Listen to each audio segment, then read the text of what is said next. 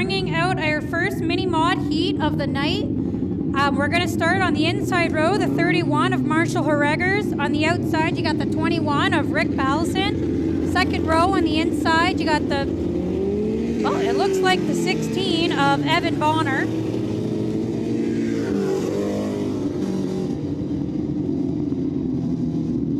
On the outside of him, you got the 7X of Andrew Fowler. On the third row on the inside, the N64 of Dylan Bonner. On the outside of him, you got the 23D of Joel Desjardins. And the fourth row on the outside, you got the 8 of Sean McNally. And on the outside, you got the 73 of Dan Loveday.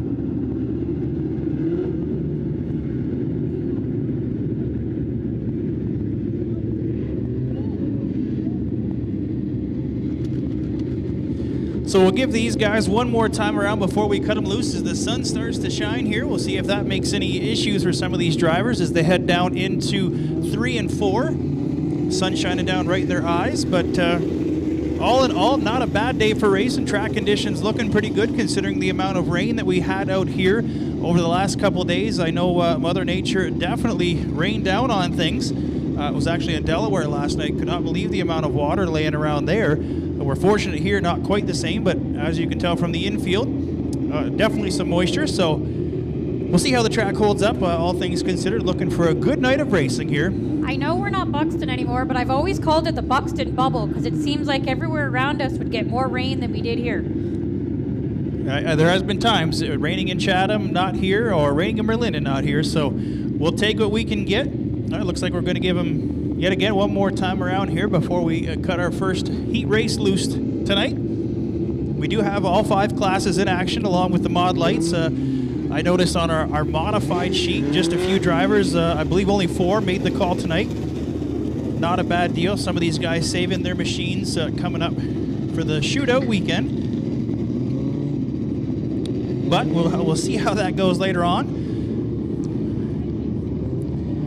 Once again, make sure you grab those 50/50 tickets tonight supporting the Majestic Athletics and Cheer located in Chatham. Grab up those tickets. We'll be making that draw coming up at intermission tonight. I see Aiden's got green flag in hand. We are just about ready to go.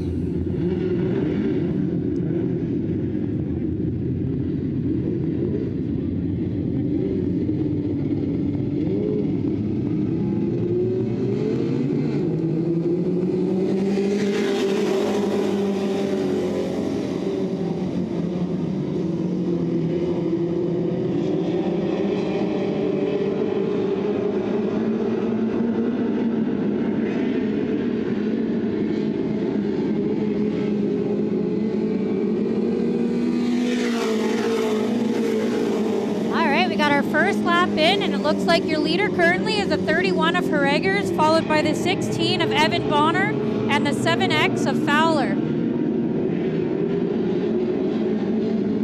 Looks like the 8 of Sean McNally went into a little bit of trouble there, but he was able to keep it together.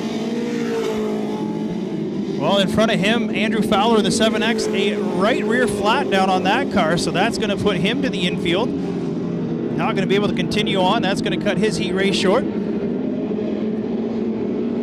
Harreggers, Bonner, and then a little ways back to another Bonner here, 1, 2, 3.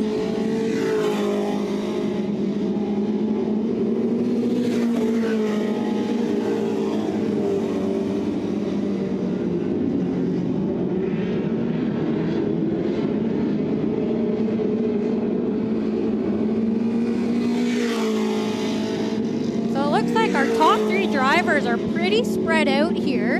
Managing to keep their current spots, but that 8 of Sean McNally is making some headway on our 3rd position of Dylan Bonner. But your leader still is the 31 of Marshall Harreggers.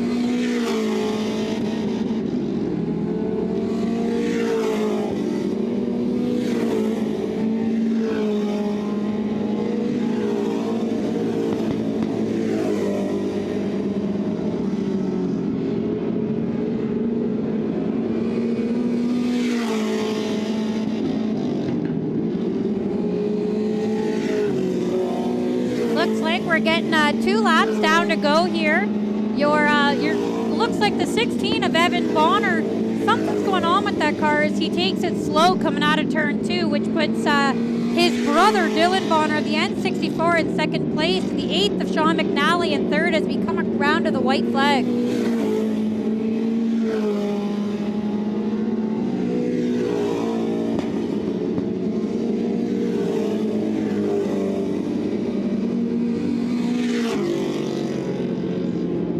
And the checkered has come out. Your winner of the first Mini-Mod heat race is a 31 of Herreggers, followed by Bonner in the N64, McNally in the 8, 21 of Ballison, 23D of Desjardins, and the 73 of Loveday. Well, it'll be interesting to see what happens when we get some of our mini mods against some of these mod lights. Watching those mod lights in their little bit of a hot lap session there, I would have to assume that their fast guys are going to be pretty competitive. So looking forward to that. Checking something different out here. Going to bring out Joey Brusso here real quick. Brusso just got that car this week. Was waiting on some modified parts, didn't get those. Ended up getting this car from Mike Lewis. This was Mike's crate car. So first time behind the wheel of the late model for Joey Brusso here.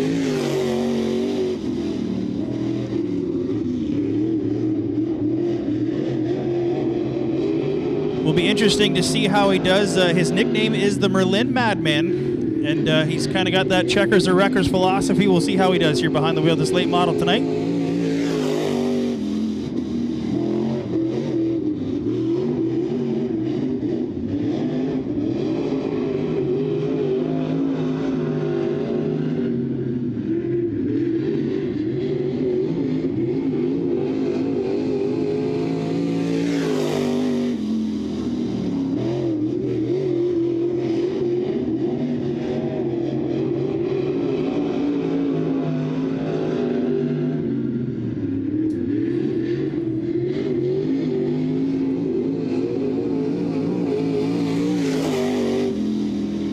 Not a bad set of laps so far for Brusso there. Needs a little bit more forward bite there coming out of turn number 2. Track conditions a little slick.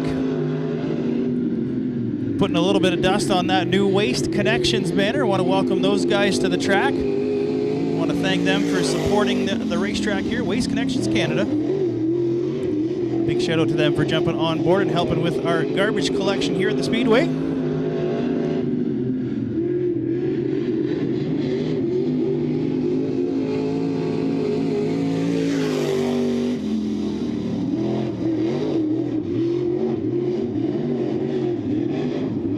Should do it for his hot lap session, and got to be pretty happy with that. I'm sure a few changes to make back there in the pits, but as I mentioned, first time behind the wheel in the late model there for Brusso, so he'll be looking for some fun tonight as we get ready to go with Mini Mod Heat Race number 2. All right, so our lineup for Mini Mod Race number 2.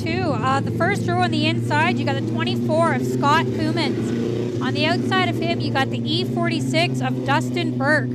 Second row on the inside, the 78B of Brad Bodwin. On the outside of the second row, you got the 06 of Jessica Van Hall. Third row on the inside, the 91 of Austin Pickering. On the outside of him, you got the 7 of Larry Hart. And the fourth row on the inside, you got the 52 of Austin Turkington and the 28K of Caleb O'Leary.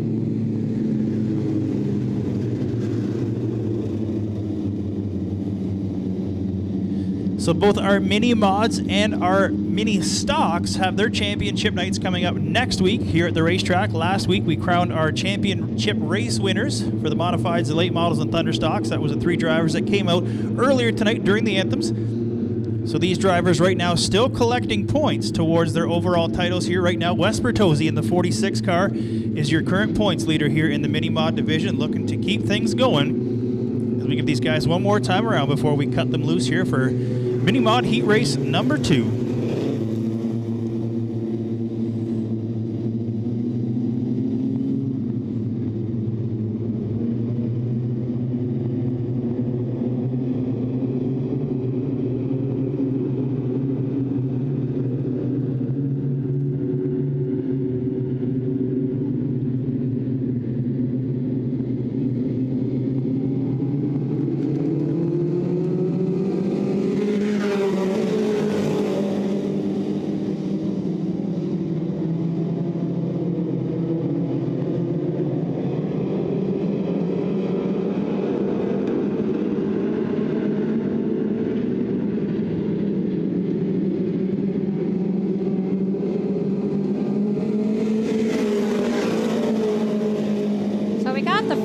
lap in the books of this mini mod heat race number 2 with your current leader, the 24 of Scott Koemans. Just kidding. The 7 of Larry Hart has seemed to come up there to battle with the 24 of Koemans, who kind of took a little turn in the turn 4.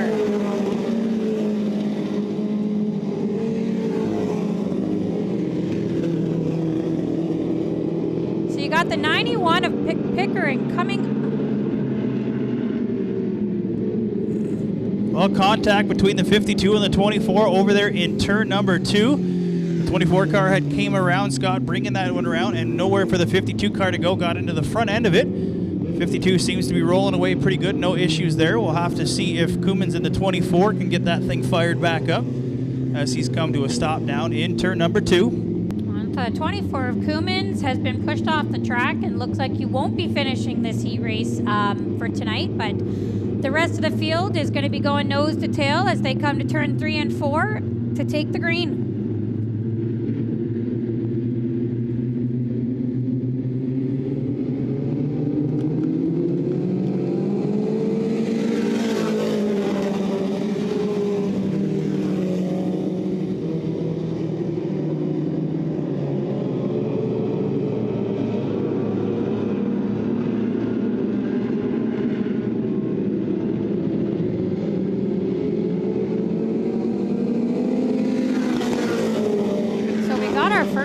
In here, the 52 of Turkington has taken the infield. As our leaders come around, the 28K of Caleb O'Leary has spun around in turn 2, which it doesn't look like he's going to get that car started in time. As they bring out the caution.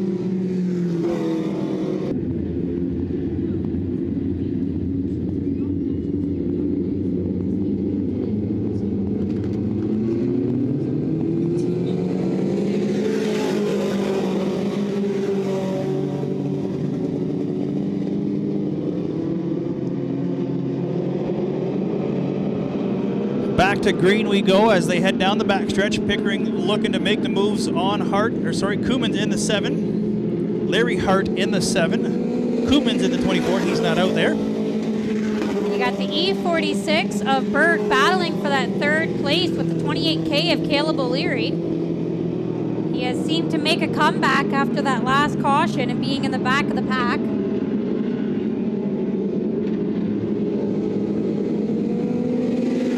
Our flagman Aiden is given the signal for 2 laps to go.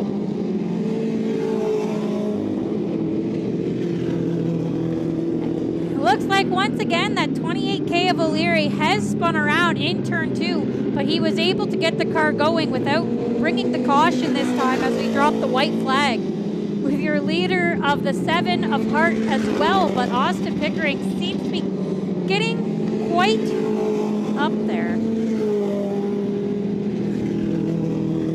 One more time, Pickering looks to the bottom on the inside of Hart, trying to get it done. Down to the checkers they come. It will be the 91 of Austin Pickering, taking the win on the last lap pass over Larry Hart in the 7, and now back to the E46 of Burke will come home in 3rd. So not a bad run there for our 2nd Great Lakes Gymnastics mini mod heat race here tonight. One more to go. 3 heat races here tonight for the mini mod division. 8 laps the distance for all of our heat races here tonight. Looks like another 7 cars getting ready to go, including our current points leader, Wes Bertozzi, in the 46 car. He'll be starting near the tail here of heat race number 3.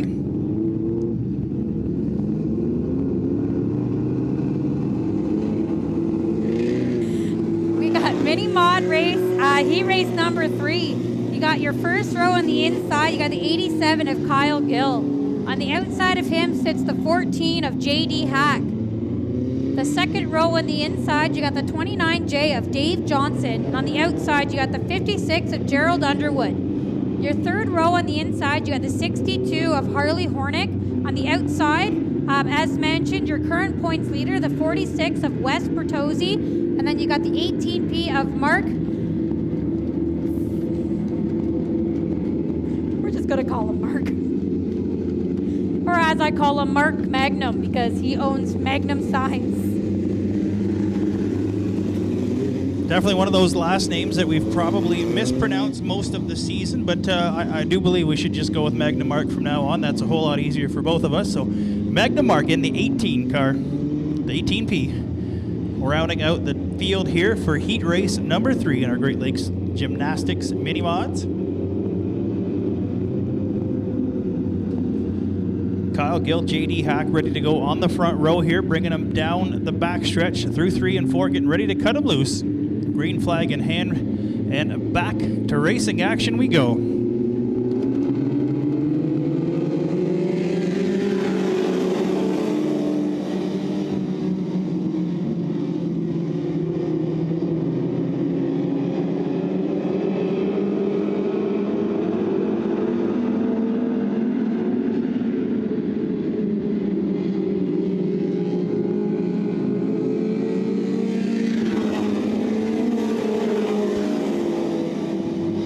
Well, just like that, the 46 of Bertozzi has made his way through most of the field. He will try and track down the 87 car,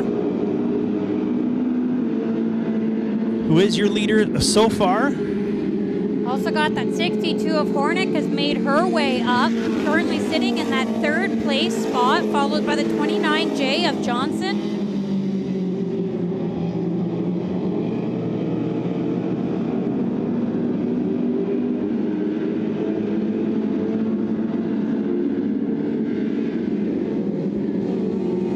Well, some issues there for the 87, so that makes Bertozzi's job easy to take the point as they come across the stripe. Now stretches his lead out just a little bit over Hornick in the 62. She gets a little squirrely coming out of 2, but manages to keep it pointed in the right direction. She's going to lose a little bit of ground as both Hack and Magna Mark head on down and try to get by the 62.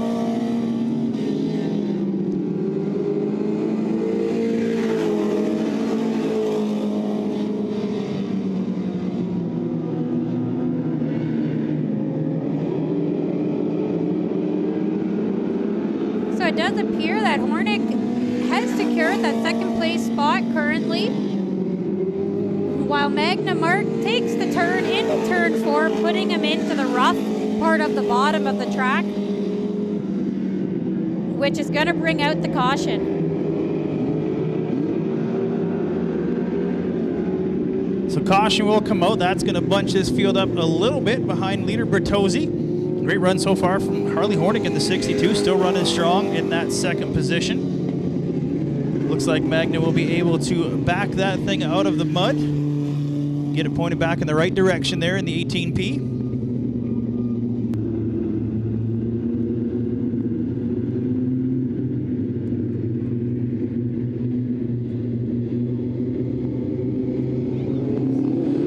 Green back out, green underway here for heat race number 3.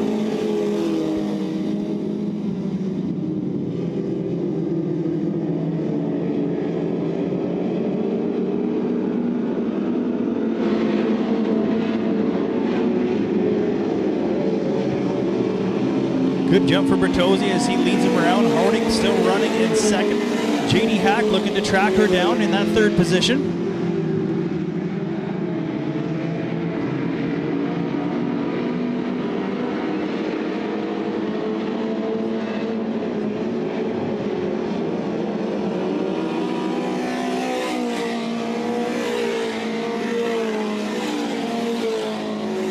The 2 laps to go as Bertozzi is still your current leader.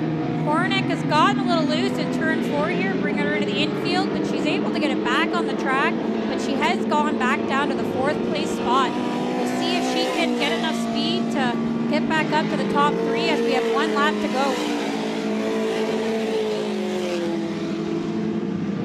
Well, Hornick with a good run, and right now it seems to be that mid to exit of turn 2, giving these guys and girls some troubles there, so we'll keep an eye on that as the rest of these drivers make their way through. But it will be Wes Bertozzi in the 46 picking up the heat race win, followed by JD Hack and Gerald Underwood in the 56, rounding out the top 3 here for heat race number 3.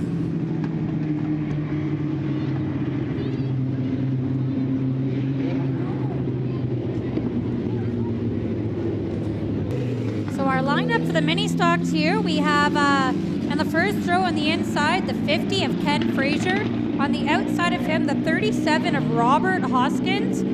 Second row on the inside, you got the 77C of Corey Russello.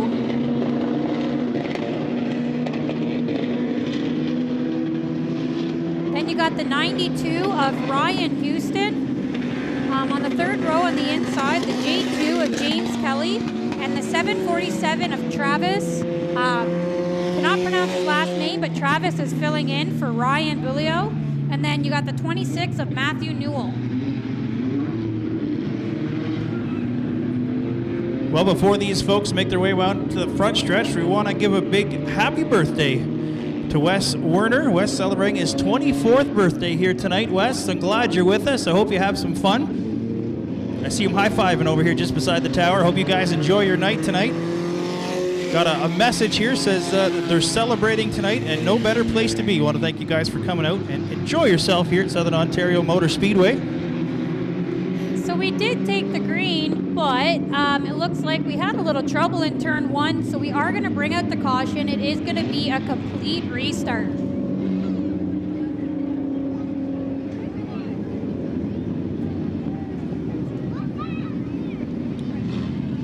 Couple cars, as just discussing here, a few cars that I haven't seen before. The Volkswagen on the front row and the 37 there, Robert Hoskins. Can't say I've seen that machine out here yet this season, so we'll see how that machine moves along. I thought we had another pickup out here. It may have made its way to the pits, so always cool when we get some new machines out here to battle, especially in our mini stock division.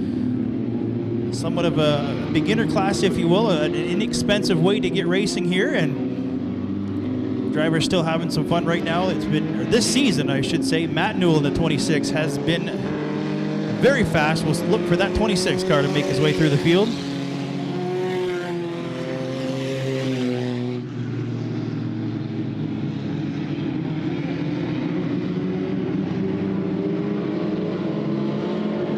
Believe it or not, that bug has got some speed as the 37 of Hoskins.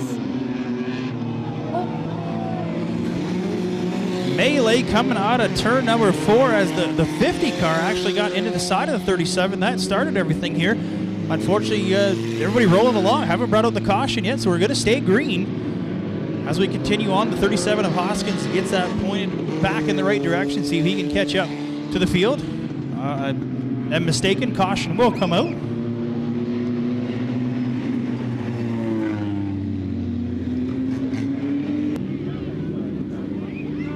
So we're just getting word that 37 of Hoskins is going to get his spot back, which puts him back in the first place spot, followed by the J2 of Kelly and the 26 of Newell, as we're going to be getting this race back started.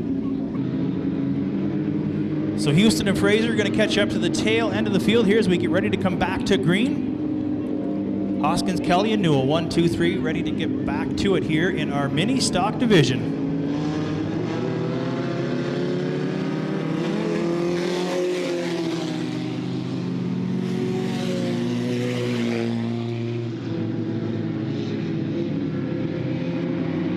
Got the 37 still able to pull in front as the 26 of Newell gaining on him, but is in that second place spot. We'll see if he can get enough speed to pass him, which puts the J2 of Kelly in third place.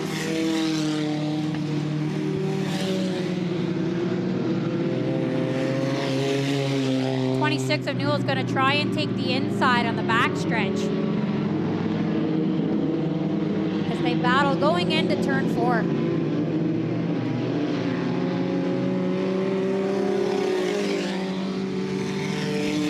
So far this season, Newell in the 26 has got a bunch of feature wins in that machine, so no surprise to see him head to the front, as we do have another one around. I believe that's the 747, has brought it around and won, but gets it pointed in the right direction. I believe we will stay green here. Got a driver filling in tonight. That's Travis filling in the 747 machine. Trying to grab a gear here as we get rolling along, keeping things going green. We got 4 laps to go with the halfway out. The 747 of Travis is going to take it to the infield, as it appears that he's not going to be able to continue with this heat race. We got a tire loose in turn 3 and 4. coming off that J2 car of Kelly. We got the right rear completely missing. But it doesn't seem that he has noticed. Well, not slowing him down much. James Kelly still rolling around literally the whole tire assembly, sitting down there in turn number 4. Still trying to get it done. Makes his way to the infield there.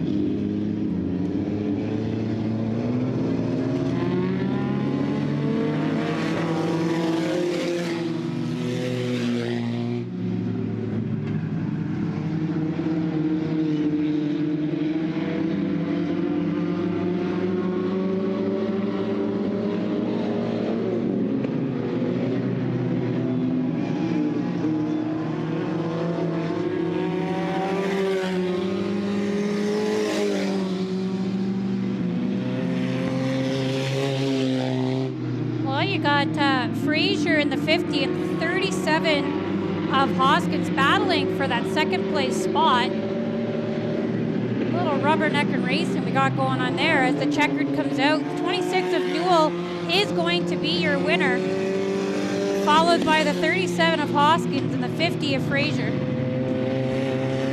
Well, I don't know if I would have called that one a slide job, but Frazier trying to get on by the 37. Can't make it stick there with those skinny little tires. So it is the 37 car coming home in second behind Newell. And Frazier rounding out the top here. Top 3 for our mini stock heat race here tonight. Those guys will head back and get ready to go for their feature event coming up later on tonight. I believe we're going to get our first look here for our only look for our mini mod lights, I should say, mod light division. Making it out here for their heat race, and I talked to a couple of them earlier on, as I mentioned, most of them from the Niagara region, so a bit of a haul for these guys and girls to get down here tonight, and we'll head on down the list. All right, so out front we got the 16 of Brent Begold. On the outside of him sits the 17 of Josh Slitter. Your second row on the inside, the 88 of Dan Curving. On the outside, the 44 of Ray Slitter. The third row on the inside, the 6S of Riley Slitter. On the outside, you got the 50 of Dylan Slitter. Fourth row on the inside, the 27 of Sean. I don't want to get it wrong, so I'm just going to call you Sean. Fourth row on the outside, the 26 of RG Peets. The fifth row on the inside, the 24 of Randy Garreau. And the 8 of Gavin Hill.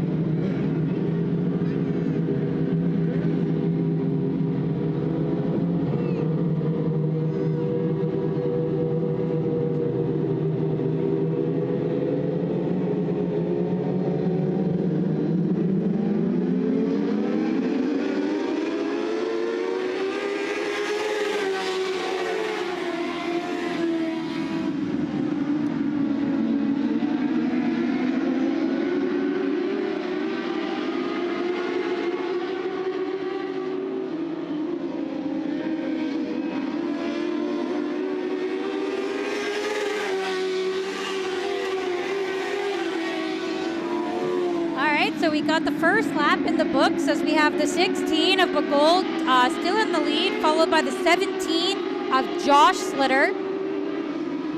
And your third place so far, you got the 88 of Curving.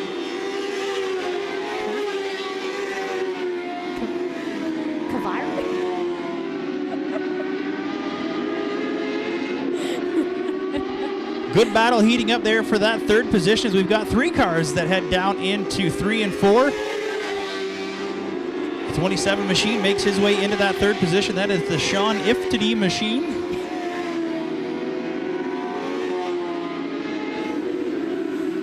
Randy Giroux in the 24. He was tail on the start of this thing, and he has now worked his way up into that 4th position.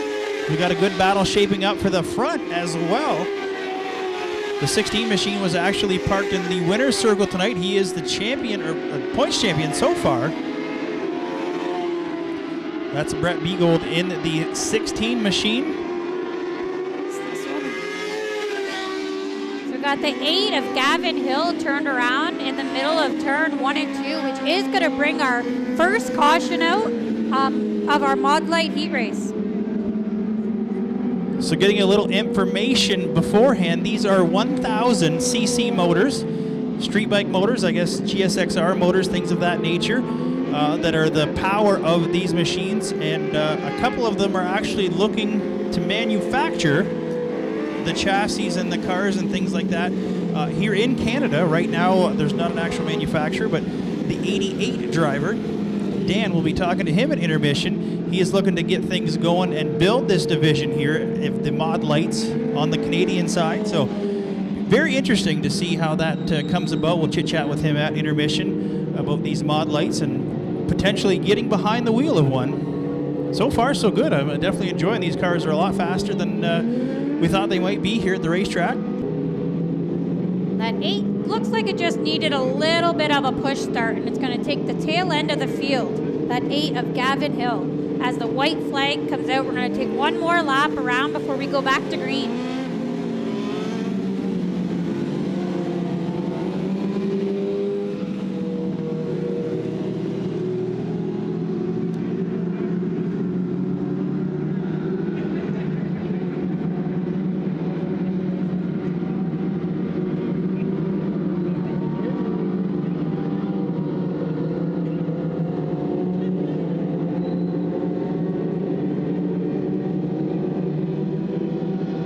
Here we go, and we're going back to green with the 16 of Begold as your current leader.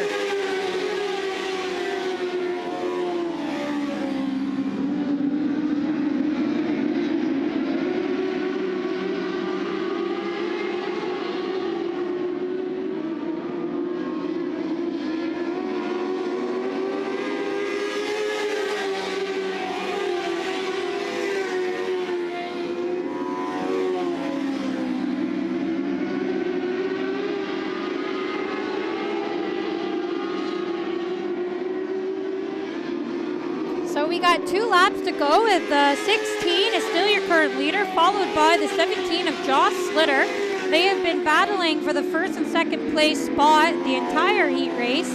Now you got that 27 of Sean in the third place spot, making his way up there as the white flag comes out.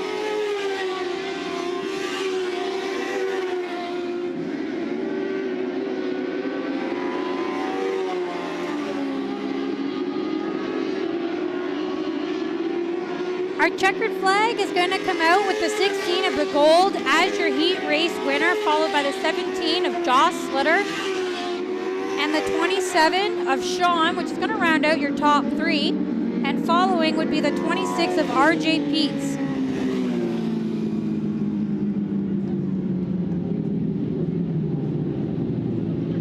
We are going to bring out our first Thunderstock heat race of the night. Your pole sitter is going to be the 92 of Paige Lanou, who had a fantastic run last week. Your first row, on the outside, you got the 36 of Alan Riom. The second row on the inside, the 93F of Kelvin Fox. On the outside of him, you got the 96T of Todd Shaw. The third row on the inside, you got the 13.5 of Brian General. On the outside, the 5G of Darcy Grant, filling in for Gord Grant. And then you got the 93K of Mike Plazinga.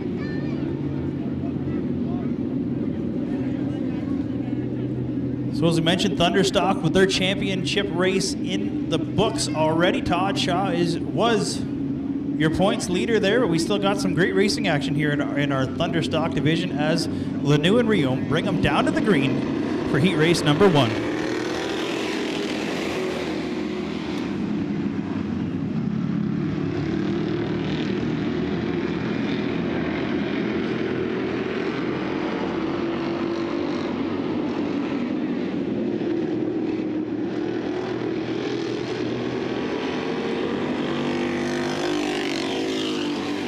First lap in the books as the 92 of Paige Lanou is your current leader, and the 93K of Fox sitting in behind her, followed by the 96T of Todd Shaw.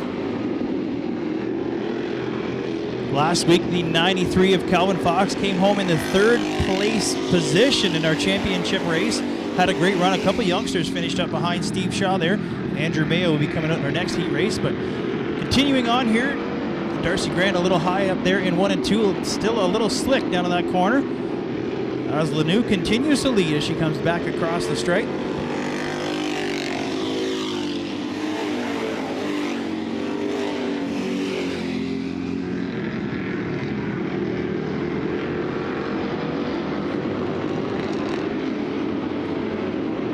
Fox in the 93 trying to track down race leader as we get to the halfway point here of our heat race. A little further back to Todd Shaw in that third position. Well, Paige Lanoux seems to have turned around in turn 2, which is going to take her lead away, which puts Calvin Fox, the 93F, in the lead. It doesn't appear that the 92 of Lanoux is going to get that car going, which she did. She got that car going in time, which is going to keep us under green. So once again, some drivers having some trouble negotiating through 1 and 2 as Darcy Grant now comes around in almost the same spot.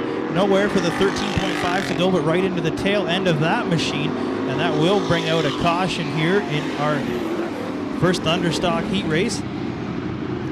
Not quite sure what's going on with those situation over there in turn number 2, but continually having some drivers coming around there. So I would have to assume the dry slick conditions would be about as best you can come up with for the conditions over there in 1 and 2. Definitely a little hard to navigate. I don't think we've had it very slick lately, so when you're not used to driving slick, it can make it a little bit difficult. Well, something to keep in mind as well on the dirt, it's not consistent all the way around, as some places will hold the moisture a lot more depending on the wind, the sun, things of that nature. So you might have a lot of grip in one spot or one line around the track, where another line is very slick to negotiate. So depending on what lines you choose and where you hit them. And I know a lot of people, they use the heat race to determine what the track's going to be like for the feature, to determine how they're going to set their car up. So it might not be 100% for the heat race, but they'll know what to change for the feature.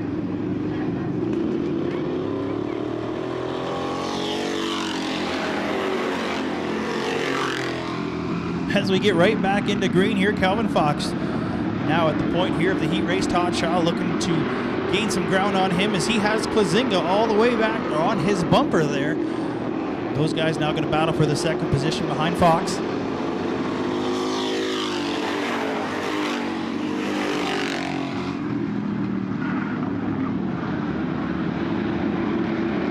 Got 2 laps to go. Lanoux back in the back has managed to pass one car, putting her in the top 5 as we come around with our top 3, seeing what they can do under this last lap.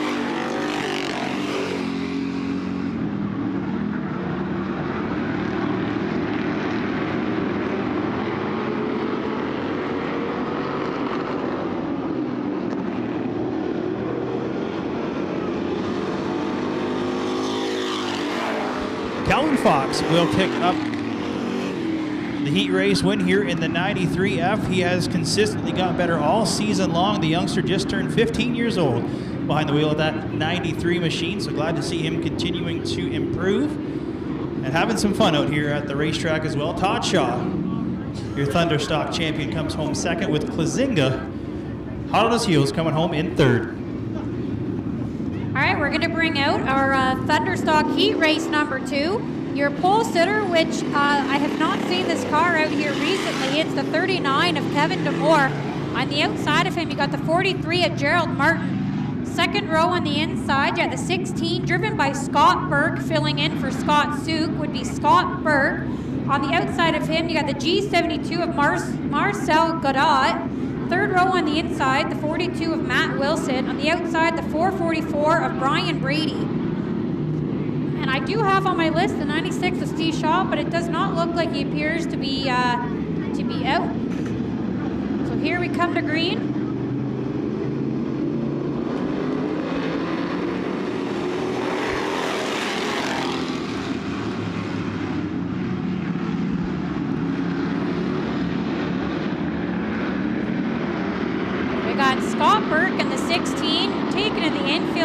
I do believe he's used to driving sprint car. I can't remember the last time he's been in a Thunderstock.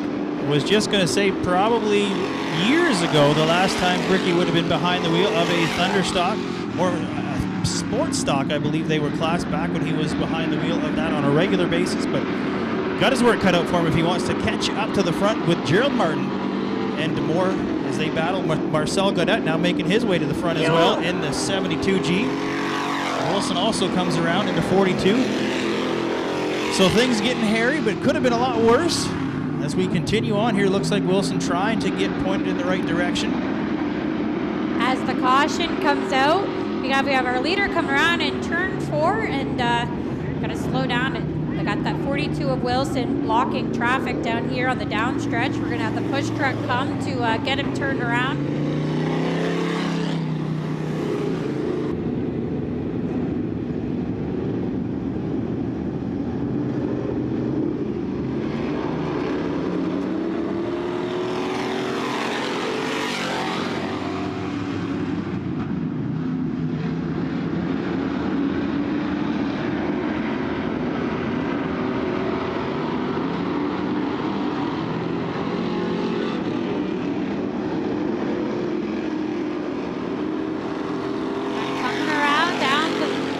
Front stretch, the 43 of Martin is still currently your leader, while the 44 and the 39 are battling close by.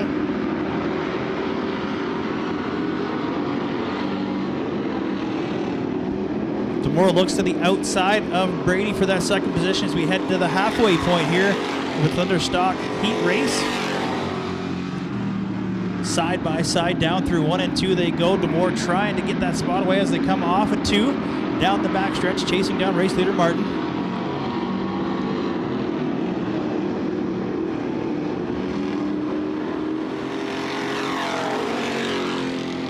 Demore with a better line out of turn number 4. He will take that second spot away, now trying to track down race leader Martin as they come out of 2. Got a little loose on the backstretch, but was able to keep it together.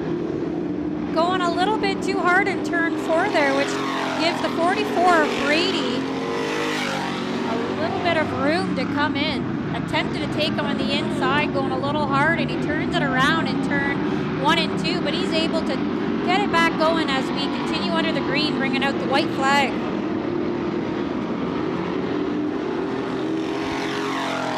So one more time around for race leader Martin. Demore about 3 car lengths back. Not sure if he's got time to get it done.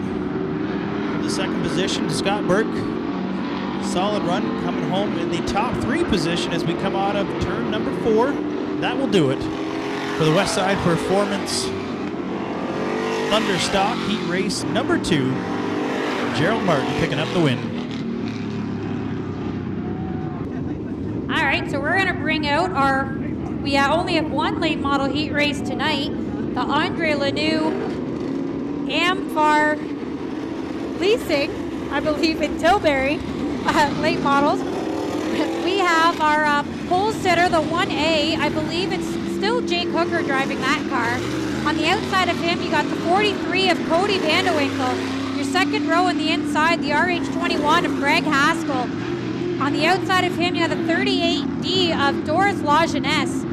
You got the inside of the third row, the 11B of Brad Bloomfield. On the outside of him, the 7 of Brent Kobe. The fourth row on the inside, you got the 05 of Mike Lewis. On the outside of him, the 48 of Rob Young. Then we got Joey Brusso and Kyle Gills.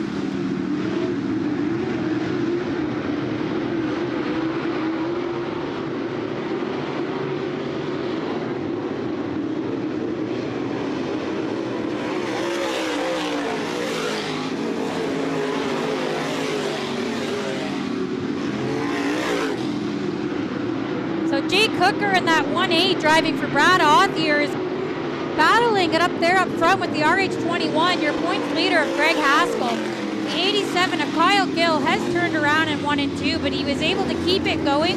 But the caution did come out for the safety of our drivers as they were coming in hot.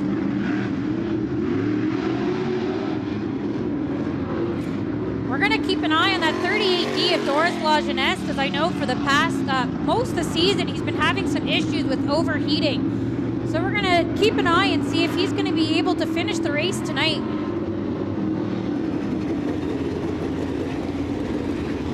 Last week in our late model championship race, Greg Haskell was the winner. He also claimed the points title here for the Andre Lanoux Ampere Auto Sales late model division. Big shout out to Greg Haskell, consistent. Started the season off with a few issues, but finished strong. Taking the points title as he now runs in that second position, looking to track down Jake Hooker here in heat race number 1. Another driver that's kind of been having some issues is that 7 of Brent Kobe, hoping to see him finish a race as well.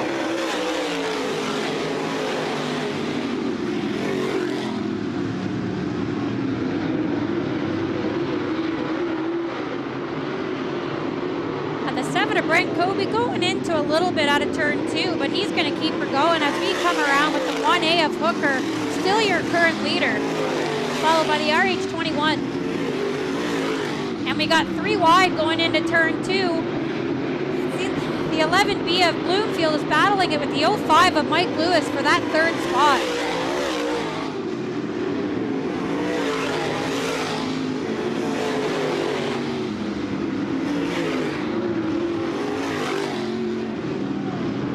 Well, Bloomfield in the 11 brings it around down in turn number 2. Everybody manages to avoid. Kyle Gill also spinning there in turn number 1 to avoid the 11 car. So still some of these drivers having some issues once again down there in 1 and 2. So look for these drivers to change some lanes, see how they can get it done a little bit better here throughout the night. Managing these conditions down there in 1 and 2. And I was just saying to Dean, if you're keeping an eye on that 87 of Kyle Gill as he comes out of turn 4, he's getting some mad air in the left front of that car, which hopefully won't potentially be an issue. I do remember back in the day when the late model division seemed to have a different type of chassis, a different setup on that machine, and that was almost the best way for those cars to make it around the track. I remember Brad Authier, a couple other cars would have that car, the tire, almost a foot in the air all the way through the corners, and that was a good thing for setup. Nowadays, not so much, so they might have some work to do on the 87 to keep all 4 tires pointed in the right direction as we go back to green.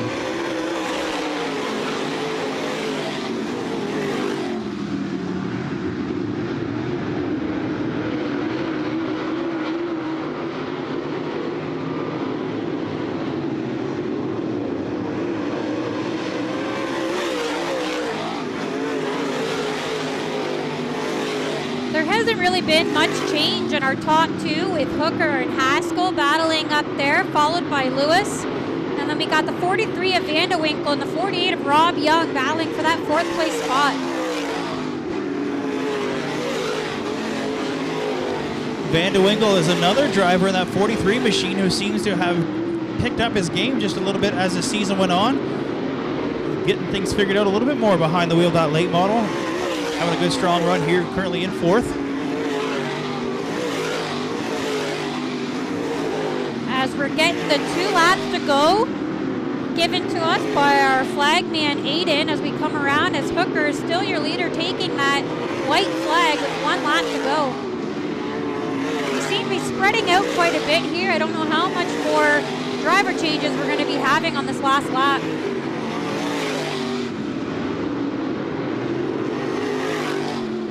Here comes the checker. The 1A of Hooker is going to be your winner, followed by the RH21 of Haskell and the 05 of Mike Lewis. So one thing I definitely noticed during that late model race, all of the front runners running pretty low on the track. Obviously a little bit of moisture left down there for those guys to get some traction and keep that thing pointed in the right direction. So we'll have to see if the same can be said with our modifieds. Unfortunately, only 4 modifieds making the trip out here tonight. A few drivers taking the night off, which is A-okay.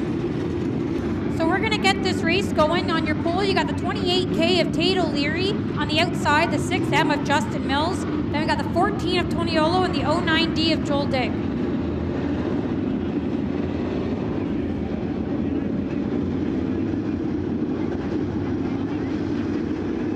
So 8 laps the distance here. 4 cars ready to go for our modified heat race here tonight.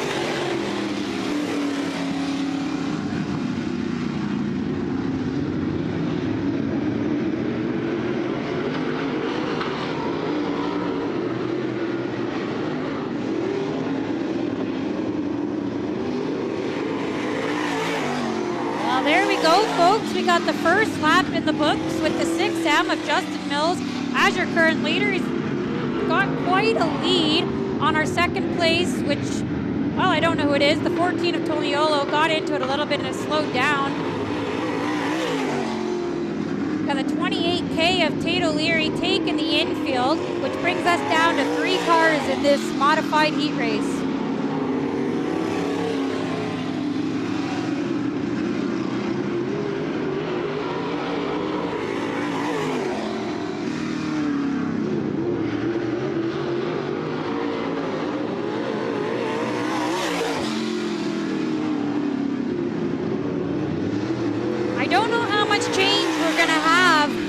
This as we are pretty spread out on the track with the 6M followed by the 14 of Toniolo and the 09D of Joel Dick.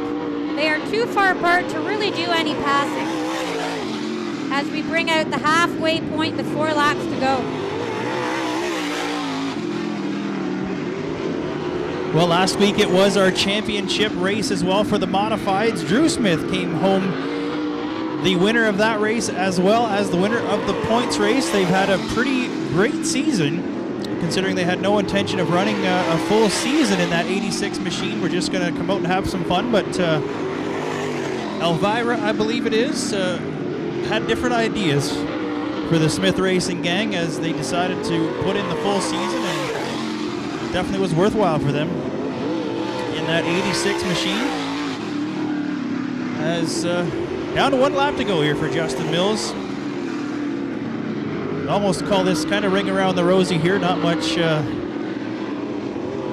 on. I'm sure these guys just saving machines. These guys will be part of our shootout weekend on Saturday, October 9th. Plan on having a good group of cars here for that modified event. So yeah, we're pretty much getting some seat time in on this heat race as there has not been much going on. But they are going to throw out the checker. The 6M of Justin Mills is your winner, followed by the 14 of Toniolo and the 09D of Joel Dick.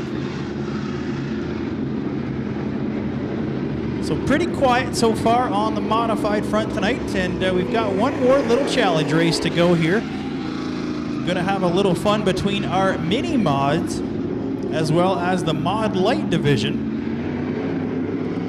So 3 drivers from the mini mod division will come out here. I talked to Marshall Herregers earlier on, the Dutchman Motorsports 31 machine. He's looking to take part with 3 of the mod light drivers.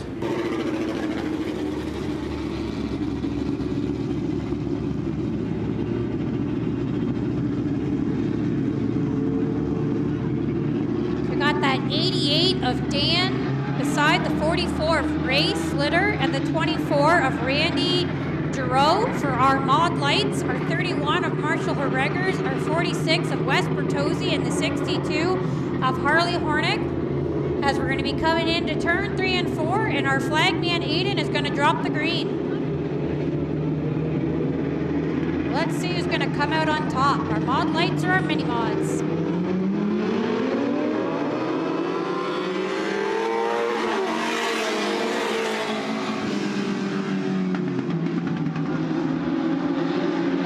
Might be tiny, but they're tiny and mighty as they have got quite a bit of speed.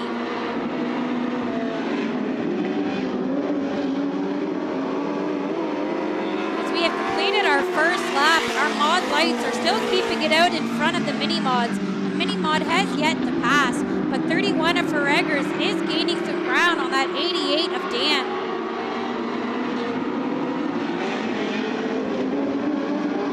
Never underestimate the tiny ones.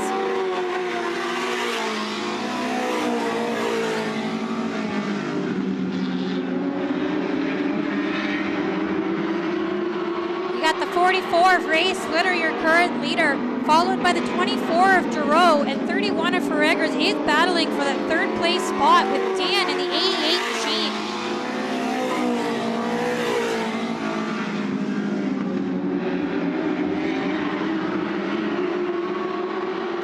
Eggers has managed to pass that 88, the only mini mod currently that is up battling with our mod light class.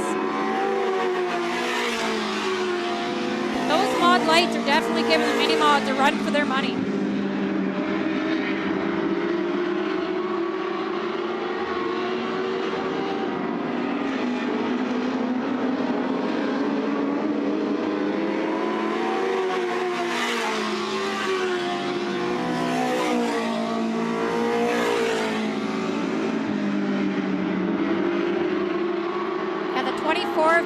Making some good ground on that 44 of Ray Slitter as we have our 2 lap to go.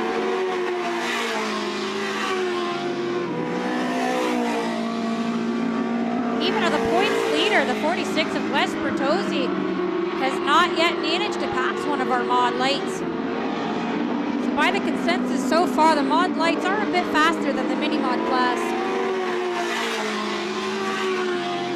As we got 1 lap to go, the 44 of Slitter is still your current leader, followed by the 24 of Giroux and the 31 of Marshall Eggers.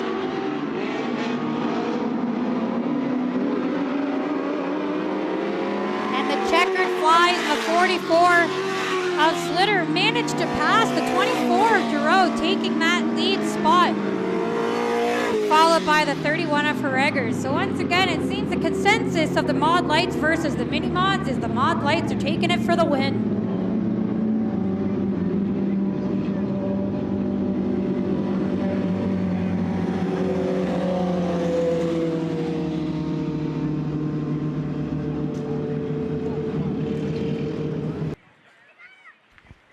All right, race fans, we got some drivers down here from the Mod Light division, both Dan Curving and Josh Slider. Josh is driver of the number 17 car. Dan is driver of the number 88 car. I was talking with Dan a little bit earlier on about the cars themselves. Pretty interesting. Dan actually starting to manufacture these cars in Canada, and I told him he had to come up here and talk about it because it's a pretty cool machine. Dan, can you tell us a bit more about this whole Mod Light thing? So going back a few years, we had quite a group together. We had 25, 26 cars, and I got away from the series. I was building a business, and when I came back last year, we had about 14 cars out, and at that point I talked to Josh, his dad, and another buddy, Rob Meisner, who's not here tonight, and I said, we got to build some cars. Let's rebuild this group. It's a fun series. They're awesome little race cars. They're fully adjustable.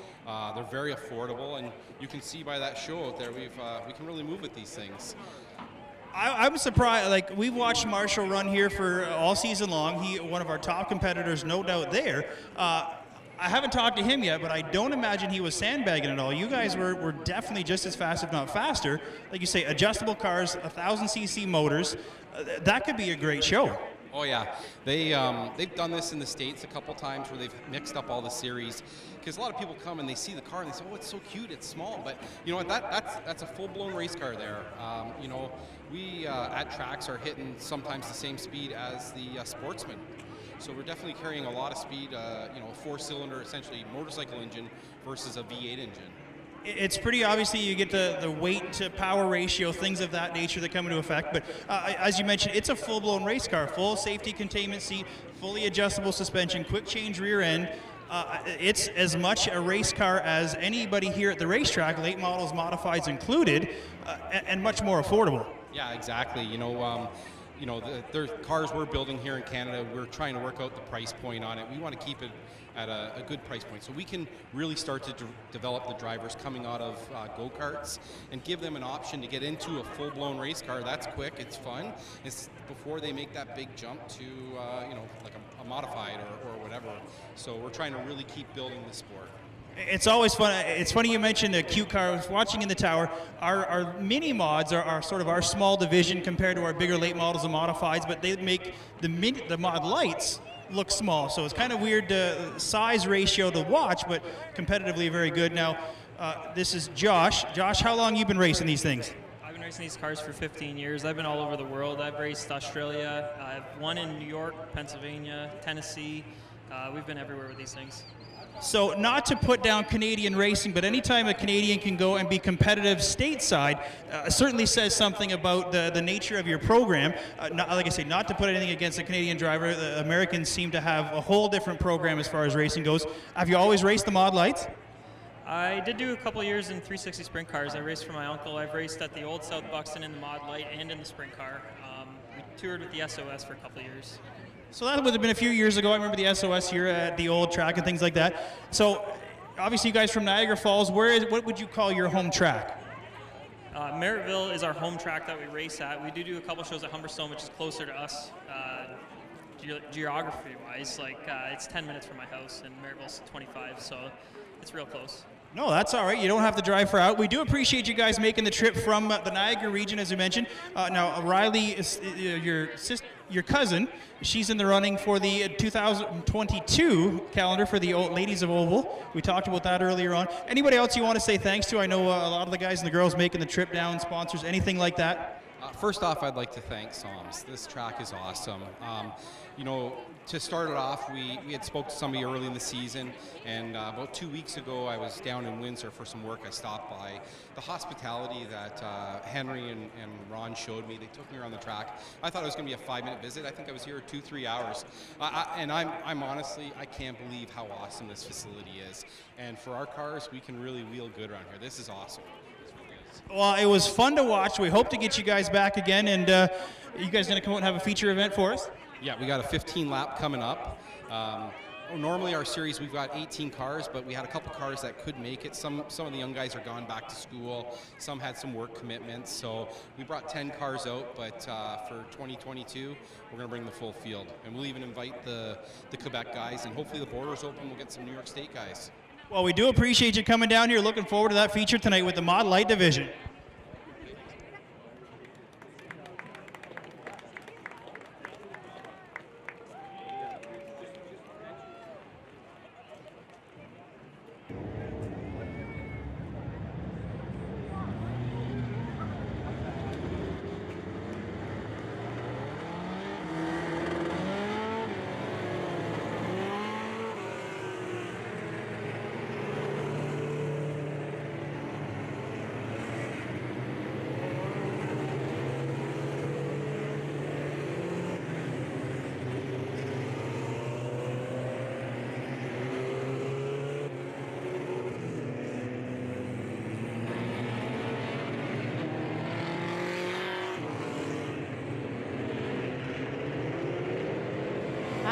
Race fans.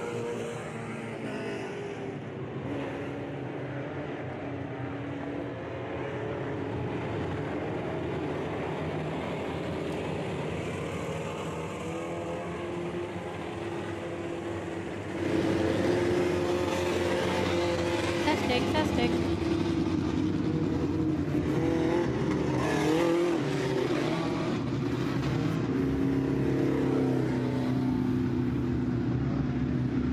Race fans, looks like we got our mini mod feature, our first feature of the night out. So we're gonna get ready here and get your lineup.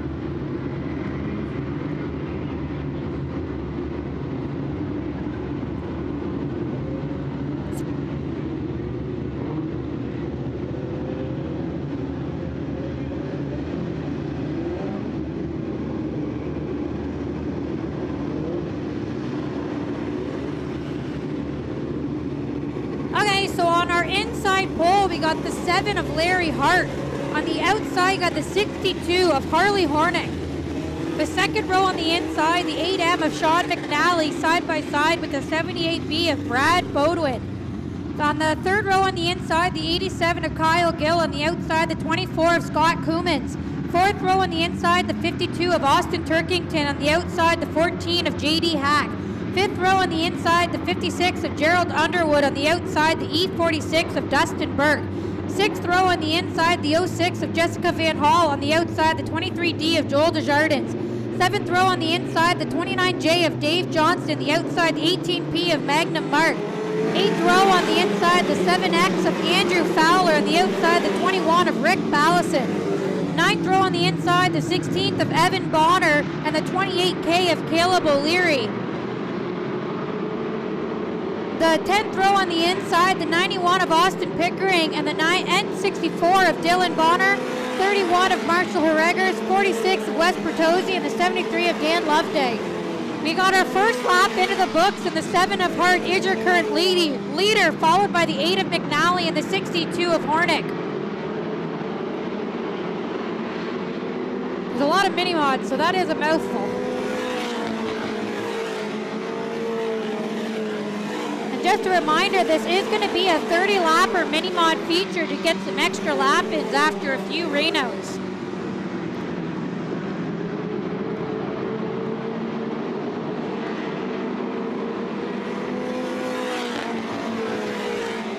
Not much change in our top three, but you got the 7X and the 52 battling for that 5th place spot as the 7X of Fowler is taking the inside, securing the 5th place.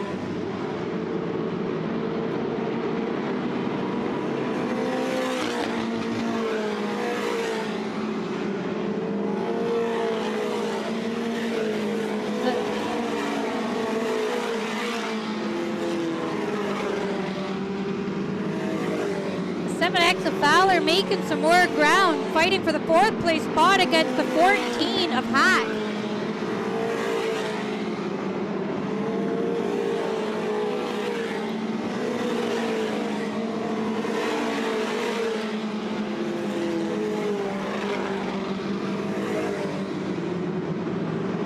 We got our leader, the Hart, and the driver of the 7 coming up on the tail end of the field. Gonna lap some cars here, followed by the 8 of McNally and the 62 of Hornick, with that 7X of Fowler creeping up pretty quickly. The N64 of Dylan Bonner has come from pretty far back in the field. He was in the 10th row and he has managed to make it up to, I believe that's 5th place. He is making some good ground.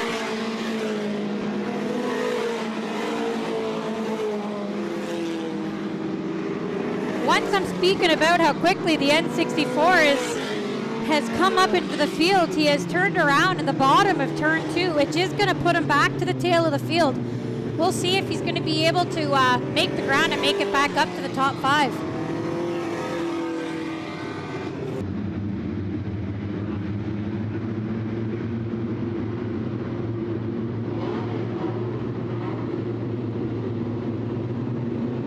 Okay, here we go as we go back to green, coming out of turn 4 with Hart as your leader.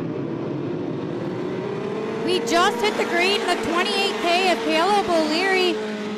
Not really sure what happened there, but he turned around in turn 4, and the 18P of Magnum Mark has also gotten into that. We are going to bring the caution out. There's a little bit of rubbing between those 4 cars down there, but Caleb O'Leary is going. He is going to take the tail end of the field as we get all these cars going back. It does look like it will be the 78B of Bodwin was also in that. I'm still trying to find out the car that's behind Magnum Mark.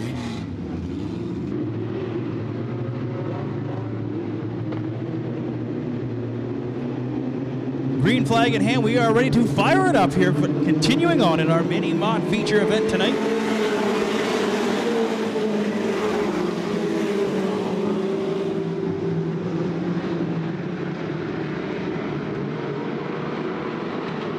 That 31 of Herregers has plowed through the crowd as he has managed to get the 3rd place spot behind the 8 of McNally.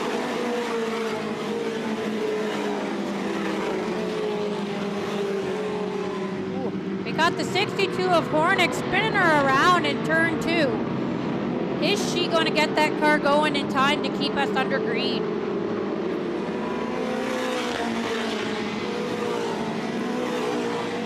Caution will come out for the 62 of Harley Hornick, spinning around down there in turn number 2. Thankfully, everybody managed to avoid there. So not much of an issue. Definitely could have been a lot worse. A weird spot. Not a great view as the drivers come around the corner there, but everybody managing to avoid the 62 car. So see if we can get her fired back up and back in line here. She's been running pretty good tonight. So field inverted here to start the night with some of the faster cars, the higher points cars at the back of the field, and they've certainly managed to work their way back through. Dylan Bonner in the N64 has also worked his way up, but still lots of time left here. Anybody's game as we get ready to go back to green here in our mini mod feature.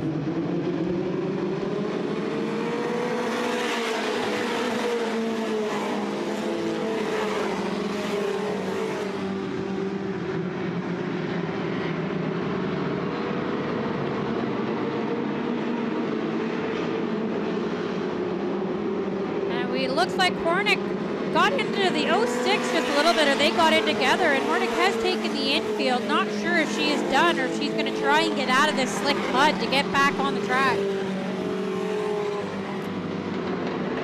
You got the 7 of Hart and the 31 of Herregers battling for first place as Herregers has taken the inside of that 7 car. Side by side, they head down into 1 and 2. Marshall with a good run out of 2, but Hart strong on the outside. Down the backstretch they go into 3 and 4. Side by side once again. Herregers down on the bottom. McNally in that 3rd position trying to track down our leaders.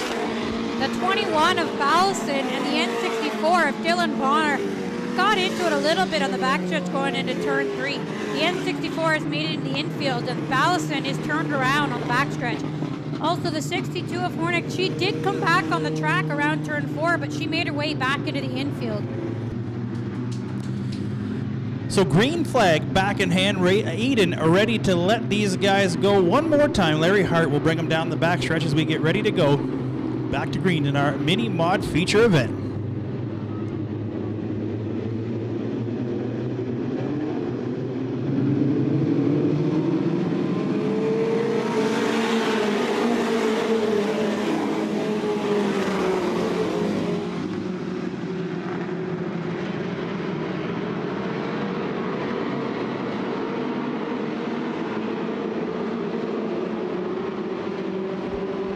Well, that time Hart was hugging the bottom through 3 and 4, trying to close the door on Herregers. Herregers now to the high side, down through 1 and 2. Fowler now with the move inside McNally. That puts him into the 3rd position, looking to mix it up with our leaders. Quite a bit of action in this mini mod feature tonight. A lot of position changes.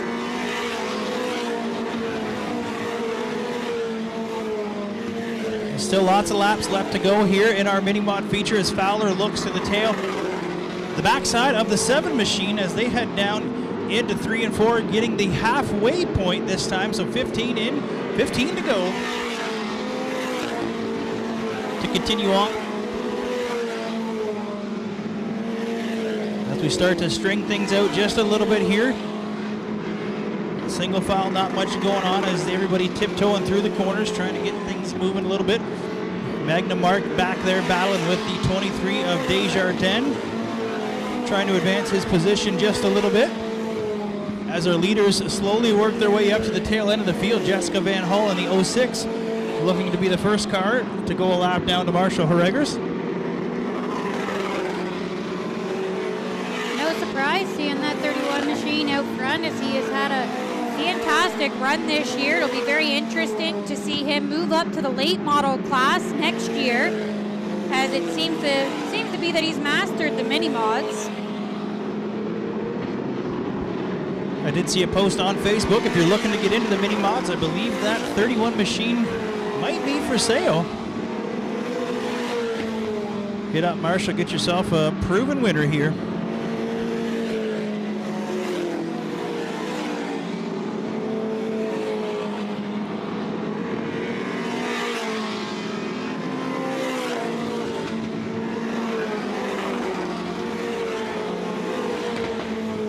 So the rest of our field starts to make their way through some slower traffic here. Top 5, now 6, making their way through traffic. Johnson in the 29J makes his way to the infield with some issues on that machine. We got our flagman Aiden given the signal for 10 laps to go. As the 56 makes his way into the infield.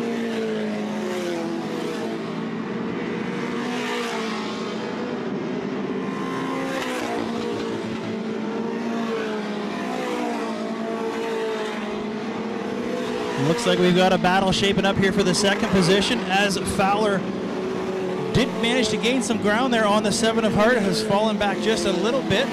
Not sure if things going away on him. He seems to be slowing up just a little bit as McNally looks to the outside of him to try and take that third spot away. And we got cars dropping like flies. We got the 28K of Caleb O'Leary that has also made his way into the infield. Not sure what's going on.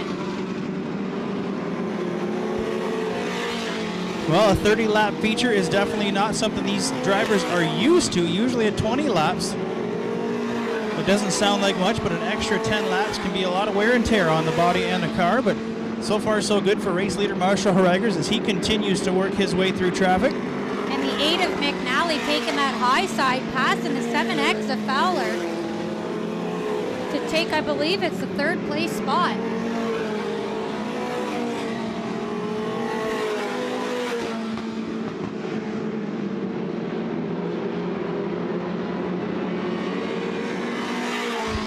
Hart in the 7 machine working his way through traffic, trying to gain some ground on our leader.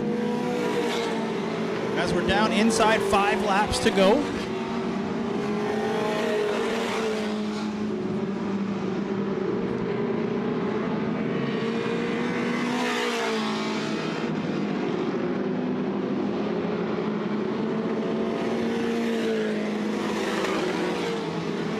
The caution coming out as there is debris in turn 3.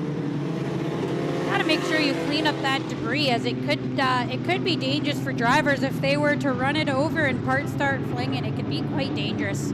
Not sure where the debris came from, but we're gonna get that cleaned up. Single file, nose to tail, we get ready to go. Aiden has the green flag in hand one more time. Under 5 laps left to go here to finish off our mini mod feature tonight.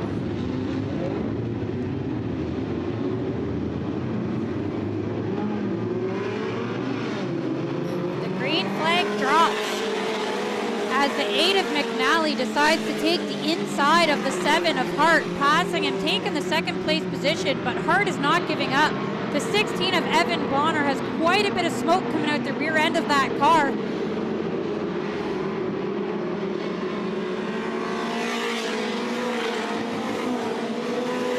But he's going to keep going. Well, hopefully just a loose line or something, but we will try and get that 16 machine free and clear. But Marshall Haregers continues to lead here, running away with things as the 2 laps left to go. Hart and McNally battling for that second position. The 16 of Evan Bonner is going to take it to the infield as that car is producing quite a bit of smoke that could be dangerous for the other drivers as well as the car. The white flag drops.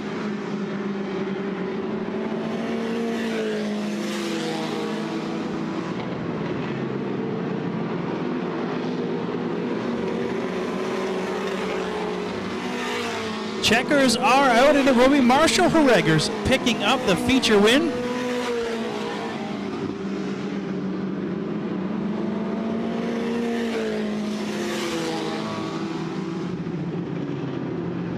So we got our fire and safety crew down there with our fire extinguishers for the 16 of Evan Bonner. And as the red flag comes out,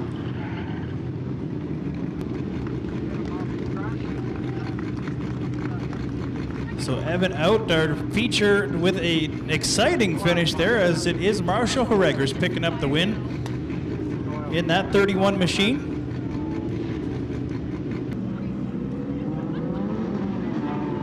all right, here come our mini stocks piling on the field. Out front, we got that 37 of Robert Hoskins and the 50 of Ken Frazier.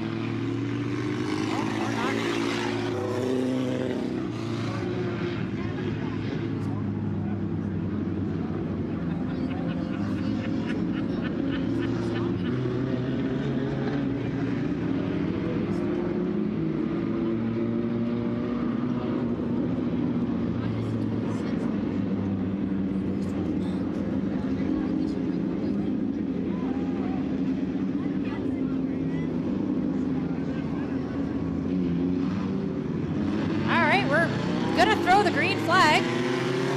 Kind of a messy start there, as our drivers weren't getting lined up.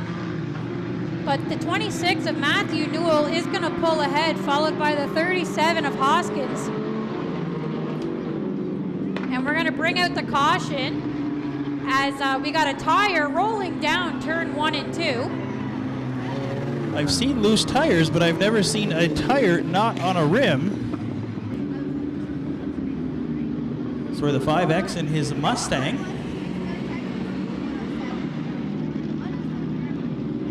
And the not the J2. So that tire did come off of that 5X machine as we see him rolling along now. The rim's still attached to the car, but no rubber on the rim. So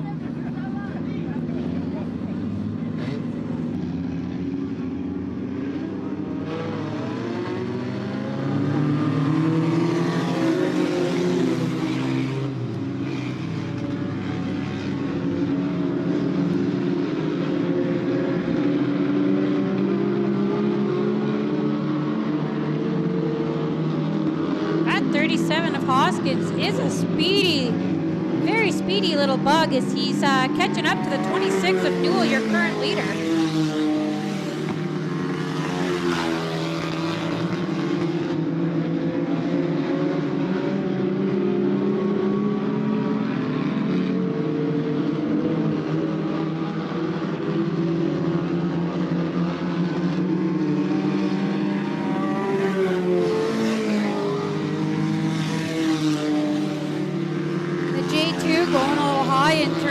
Which is going to make some room for Travis in the 747 to gain some ground, taking the inside on the backstretch of that J2.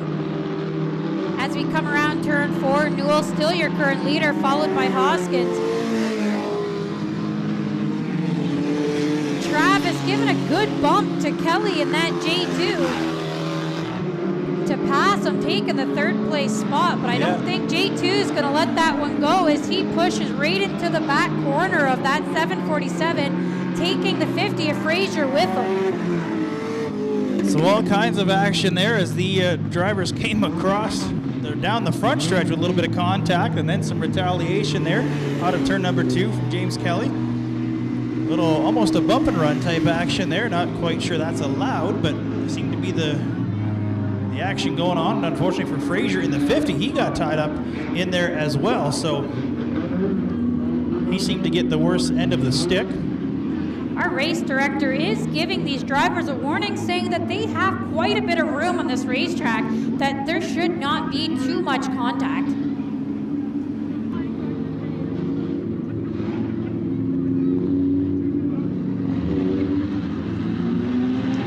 We're going to do a Delaware restart as we come back to the green. Not sure what the 747 of Travis is doing, going slow here on the backstretch. Looks like he's going to exit the track as we go green with Newell as your leader. As we have 4 cars left in this feature event.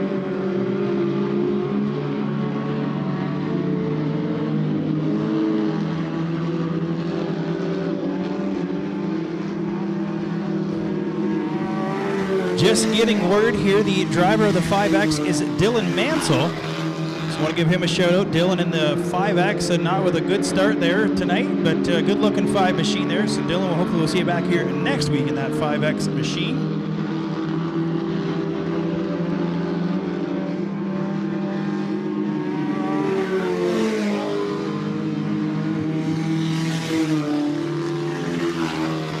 Newell managing to keep that lead so far, but Hoskins in that bug machine is gaining some ground on him. As you have the rest of the pack about half a track back there. You got the J2 of Kelly and the 77C of Corey Russello. So I did hear at intermission, the 37 of Hoskins has made the trip down. I forget which track he's from, but has had some success up there as well. So looking to track down our leader. Newell has definitely been the speediest here in our mini stock division with quite a few feature wins so far this year.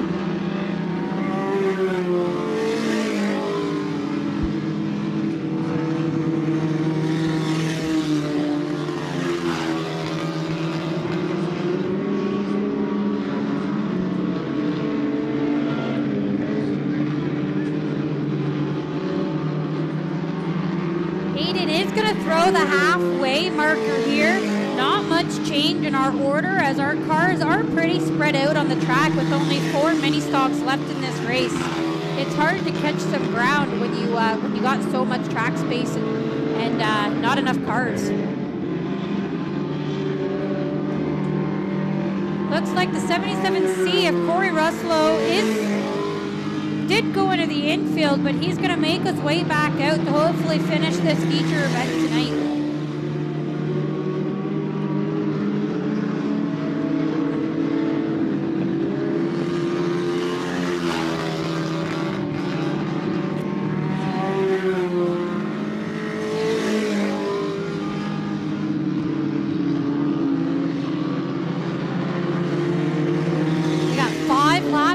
With once again, still no change in our order, but the 26th of Newell is making some good ground on the back of our field. That 77C of Ruslow in the truck.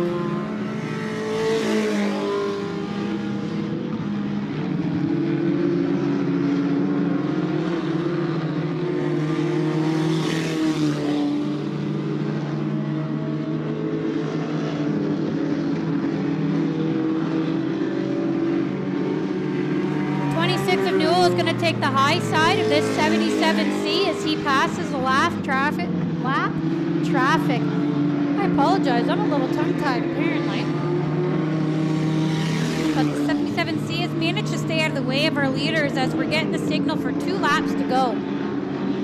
Ruslow is going to take it to the pit area, which leaves us 3 cars to finish off this race. So our drivers out there are going to guaranteed get top 3 going into their championship night next Saturday.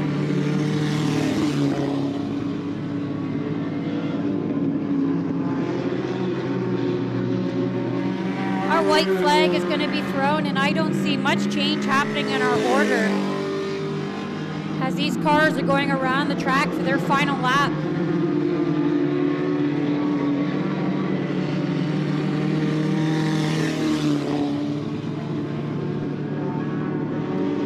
There you have it, race fans. Our double checker is going to go out with the 26 of Matthew Newell taking the win on this one, followed by the 37 of Robert Hoskins and the J2 of James Kelly. The only 3 cars that have managed to finish this race, which is that's gonna be your top 3. So we got 10 mod lights that have made the trip down here.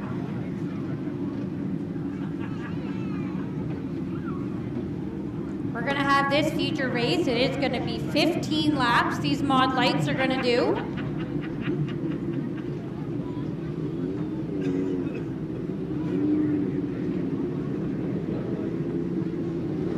So our pole sitter for the night is the 16 of Brent Bagol. On the outside of him, we're going to have the 17 of Josh Slitter.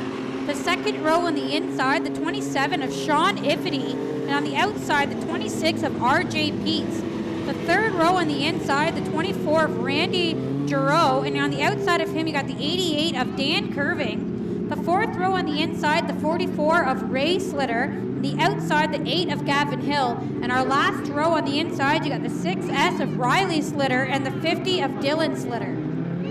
And just once again, I do want to say that Riley Slitter, she is in the running for Ladies of the Oval Facebook group. You can check her out there.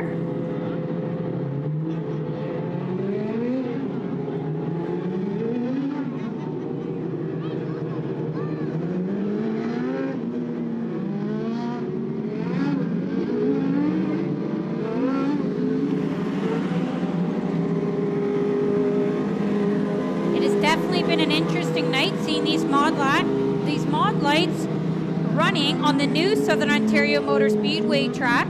They are definitely very fast and mighty, as we have seen right before our intermission as the mod lights battled against our mini mods, taking the win as the mod lights were faster than our mini mod class, other than the 31 of Marshall Herregers was able to keep up with the mod lights tonight.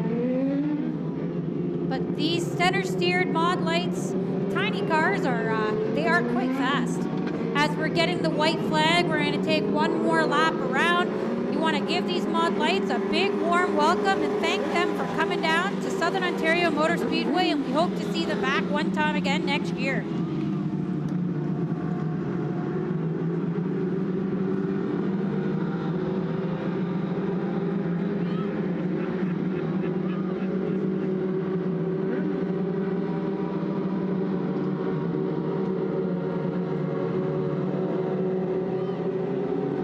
We got Aiden with our green flags in hand, getting ready to give these mod lights a double green. Let's go, go, go.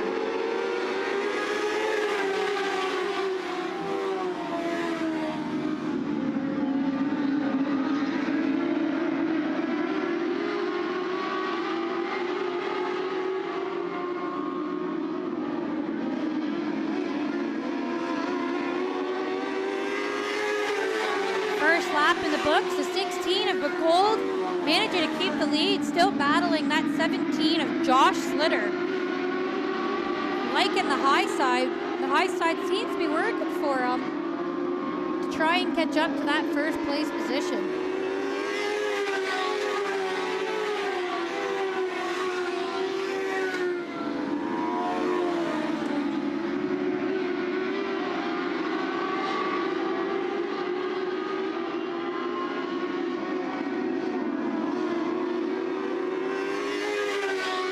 Not much change in our order as Begold and Josh Slitter are still up there in your top two, but you got the 27 of Iffany battling for that third place spot with the 26 of Pete, the 26 taking the outside, getting in front of Iffany as they battle side by side coming on the front stretch.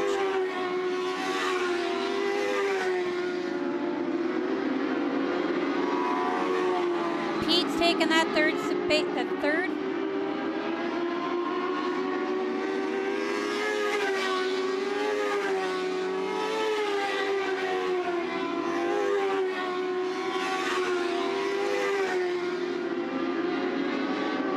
We got quite the space between our first and second leaders and our third. We still got those two cars battling for third, but there hasn't been much space as go single file.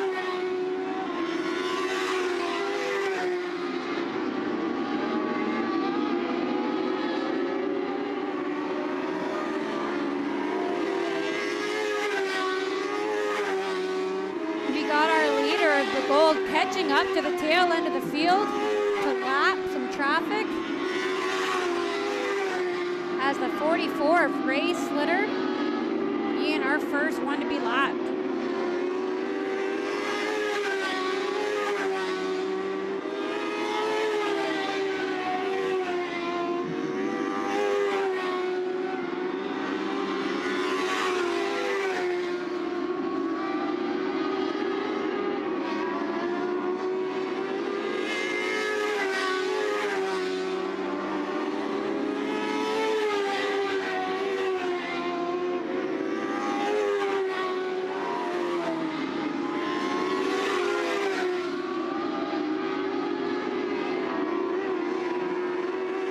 We got 5 laps to go in our Mod Light feature event.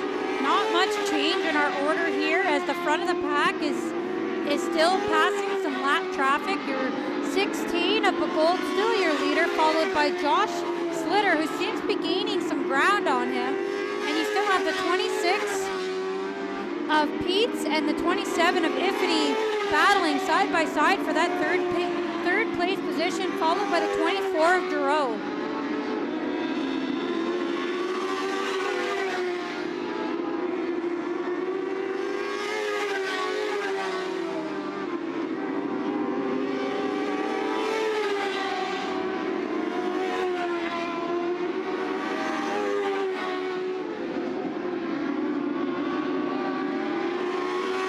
Coming around, 2 laps to go as the 17 of Slitter is making ground, catching up to our leader of Begold in the 16 machine.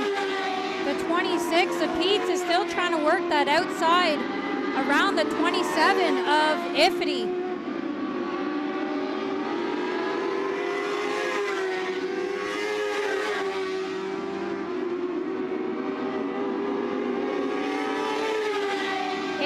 definitely going to be a tight one to find out who's going to take this third place position, as they have been racing neck and neck most of this race for that third place spot. Our checkered flags are going to go to our leader, the 16 of Brent Pagold, followed by the 17 of Josh Slitter. And I believe that was a little too close for me to recognize if it was Iffany or Pete's, the 26th or the 27th, taking that third place spot, followed by the 24 of Randy Giroux.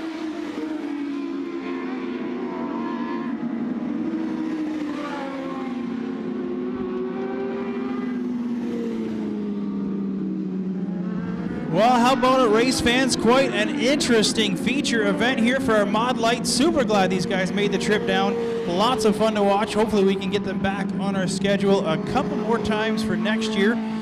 Once again, if you want to check out any of these machines, make sure you head on over to the pits if you get a chance following tonight's action. Check these guys out. Check out the cars. Talk to the drivers, and tell them thanks for coming. That was definitely a great feature here. Green to checkers without a caution.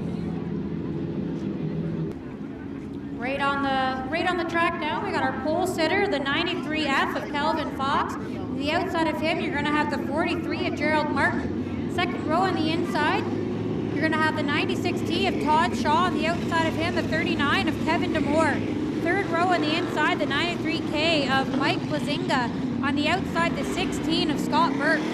Fourth row on the inside, you're going to have the 36 of Alan Rio. On the outside of him, you're going to have the 444 of Brian Brady. Fifth row on the inside, you're going to have Paige Lanoux in that 92 machine. On the outside of her, you're going to have the 42 of Matt Wilson. Sixth row on the inside, the 5G, driven tonight by Darcy Grant. On the outside, you're going to have, well, it does say that G72 of Marcel Godot, but it doesn't look like Marcel has made it out for the feature event.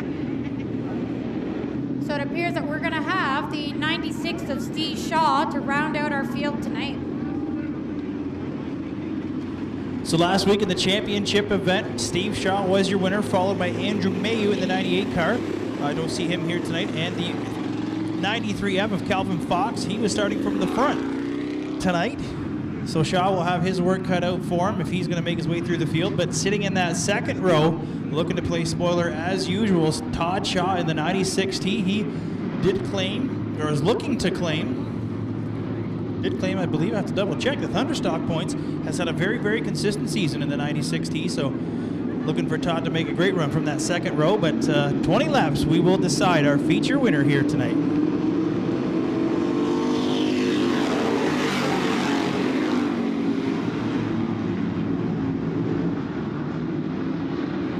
Got the 36 of Alan Riem turned around, but he's going to keep going to try and keep us under green here, as he's going to come and take the tail end of the field. Your current leader is the 93 of Kelvin Fox, with the 43 of Martin and the 96T of Todd Shaw battling for that second place.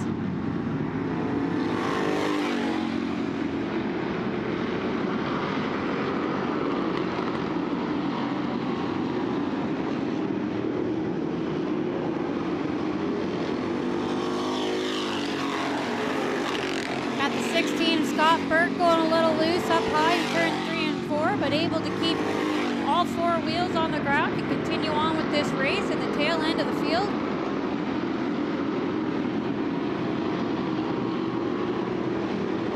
Well, the youngster Calvin Fox continues to lead. Gerald Martin runs second. Todd Shaw with Plazinga on the outside of him, looking to make that move for the third position. Lanoux down to the bottom as she tries to take away that third position from Todd Shaw. Good battle going on here for the third, fourth, and fifth positions. Definitely got a little more pass and action going on in our Thunderstock feature tonight, as their cars are a little bit bigger and have a little bit less room than those Mod Lights did.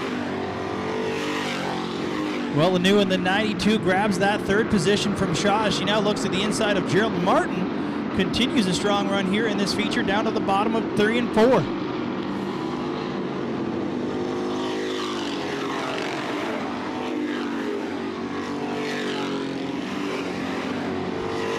Gerald Martin in the 43 slides up in turn 2, and a hard contact there between the Martin and Shaw. Nowhere for Shaw to go as he came through are 1 going and to bring 2. the red flag out tonight for that 43 of Gerald Martin. Got a hard hit down there in turn 2. We got quite a bit of smoke coming out the front end of that car. We're going to get our fire and safety crew out there. Well, we see Steve Shaw in the 96 climbing out. That's a good sign after that hard contact with the 43. So Steve Shaw out of his car. He is okay. Safety crew over to check on the 43. Gerald starting to come around in 1 and 2 and nowhere for Shaw to go. So that is going to cut Gerald Martin's feature event short here tonight. Well, Gerald did climb out of the car, so driver okay, but might take a little trip over to the ambulance just to make sure he is all right. So slow and steady down the back stretch they go. Calvin Fox, your leader. Going to bring the pack back to green with lots of feature action left to go. And we're also just getting word here that 39 of Kevin Demore has a flat left rear tire, so I believe he's going to take it to the infield at the first chance that he gets, unless he makes it around the track to go off and get that fixed. He has a left rear flat.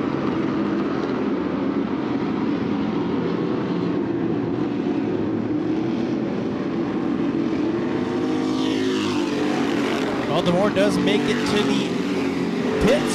Makes a hard right turn over there in turn number 3. So he is free and clear as Todd Shaw in the 96 now looks to the back of the 93 as Klazinga using all the real estate he can find down the backstretch. A little bit of contact with the outside wall. 4 cars throw a blanket over and we got lots of racing action up front here in our Thunderstock feature. Lanu now to the inside of Klazinga trying to take that 3rd spot away.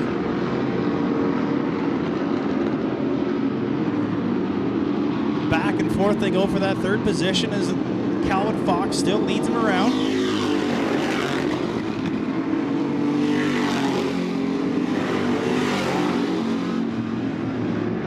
Kind of spreading out a little bit between our 1st and our 2nd, but you got the 93 of Mike Blazinga still taking that outside in front of the 92 of Lanu, trying to fight for that 2nd place spot. Some of the best racing we've seen all night here in our Thunderstock feature. Lanu now to the 3rd position. Klazinga on the high side one more time. Down into 3 and 4 they go. Todd Shaw now to the inside of Calvin Fox trying to take the lead. Calvin Fox in that 93K is holding 93F, my apologies, is holding that 1st place position on real tight. Not letting anybody get by him. We're getting the halfway signal here from our flagman. Todd Shaw that time right to the rear bumper of Fox as Klazinga gets to the back door of the 96. Down the backstretch they go one more time as Klazinga looks to the high side of Shaw down into 3 and 4. Washes up just a little bit in the marbles. They're going to lose a bunch of ground to these top 3 cars. He will look to track him down now as Shaw once again looks to the inside. Now the outside of Fox, your race leader.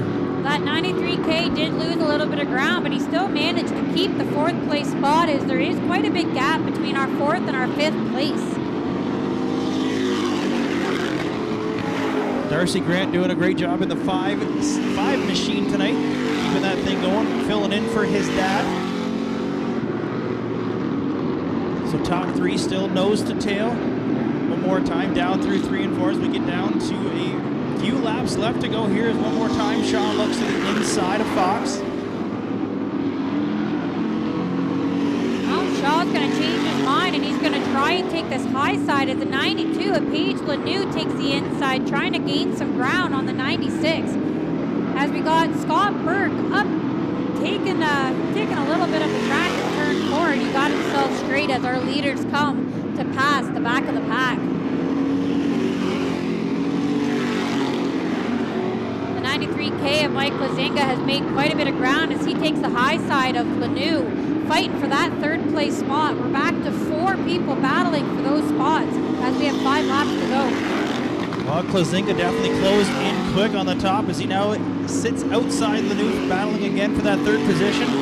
Todd Shaw again right to the bumper of the 93 machine, trying to get it done here. just not quite enough as he tries to nudge inside just a little bit of Fox. Definitely the type of racing that keeps you on your toes when it's anybody's game.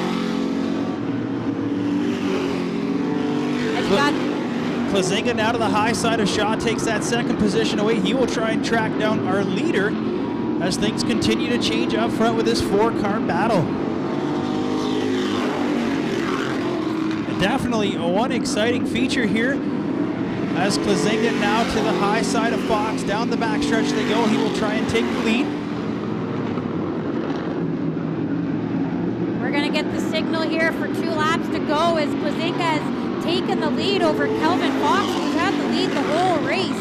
So you got Klazinga as your leader, followed by Fox, Shaw, and Lanoux, still battling our top 4 positions with about a half a lap lead from the rest of the pack.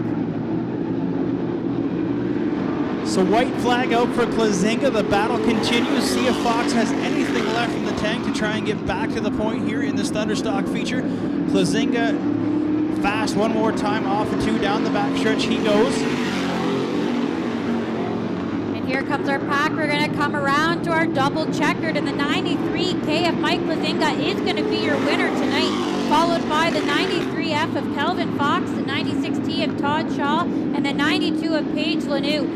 Great run for the rest of this Thunderstock feature from all of our drivers. Well, that is definitely what we like to see here at the racetrack. At any racetrack, I would call that one heck of a feature. Watching those top 4 cars battle. Great job by the 93K of Klazinga. After getting a little loose just a few laps earlier, manages to battle back, get by the 3 cars in front of him to take the feature win here tonight. It's well deserved. He's been one of the faster cars the last few weeks here, so glad to see Klazinga get it done in the 93K.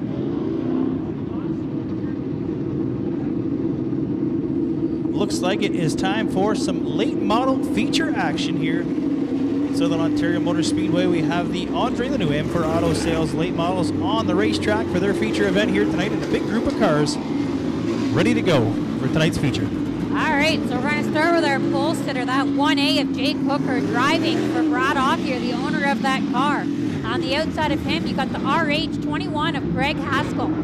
Your second row on the inside, you got the 05 of Mike Lewis, and on the outside, you got the youngster, the 43 of Cody Vandewinkle. Third row on the inside, you got the 48 of Rob Young. On the outside of him, you got the 38D of Doris Lajeunesse. Your next row on the inside, you got the 47B of Joey Brusso, his first time driving a late model. And on the outside of him, the 87 of Kyle Gill. Our last row, you're going to have on the inside, the 11B of Brad Bloomfield. On the outside, the 7 of Brent Kobe, or as I know him, AKA the Cheese.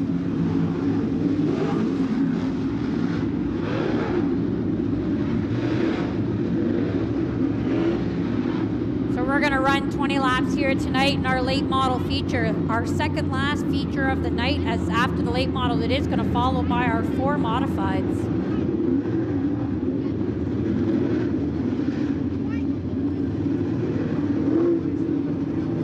But let's hope these late models can manage racing 20 laps of clean, fun racing.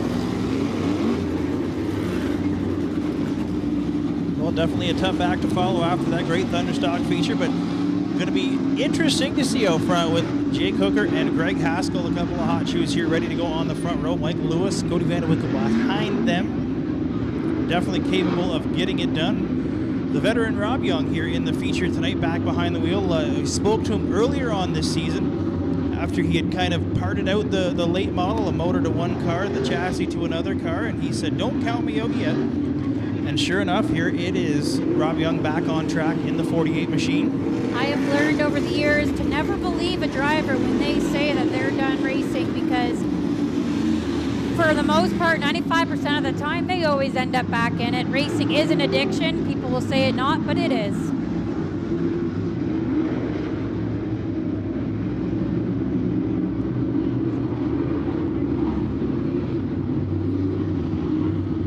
Greens in hand, we are ready to go. 20 laps the distance for our late model feature event. Let's get ready to fire them up one more time.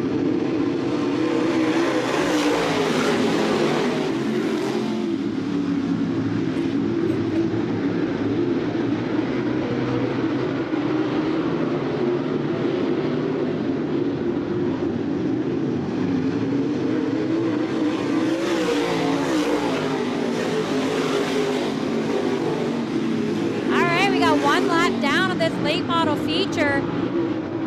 And your current leader, the 1A of Jake Hooker. You got the 87 of Kyle Gill taking it in the infield a little bit, but he's going to take the back of the pack.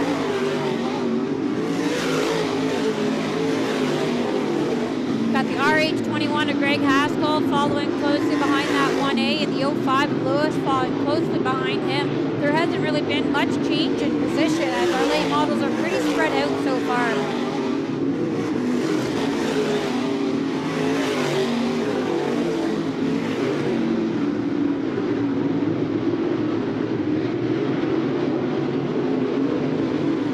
The 87 of Kyle Gill seems to be taking a lot of shortcuts in the infield. But he has managed to get back on the track as the leaders are coming up to pass him.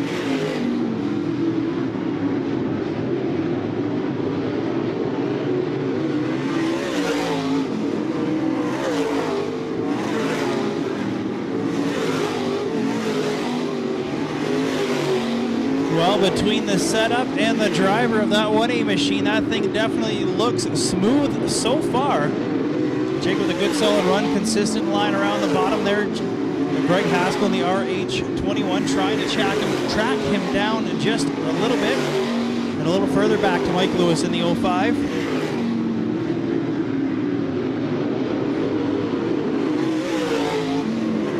One of those expressions I've heard a lot, smooth is fast, and these guys up front are definitely making that a point here. As we battle on through here, our late model feature.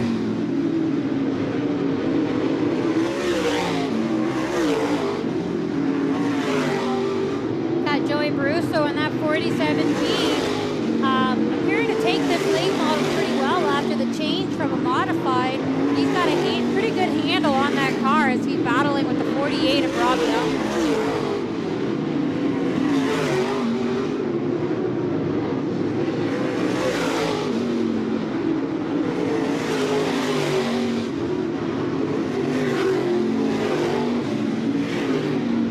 We're getting our halfway signal here as the RH21 has gained some pretty good ground on that 1A of Jake Hooker. He's going to attempt to take the inside line. Greg has definitely been reeling him in the last couple laps here, closing the gap by just about a car length behind 1A, your leader here.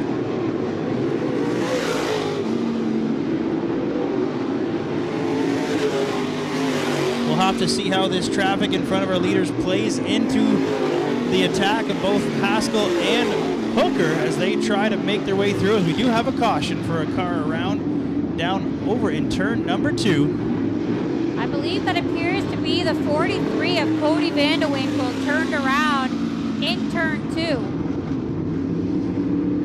Not quite sure what happened there, but it appears there is no damage to that 43, and I believe he will take the tail end of this field.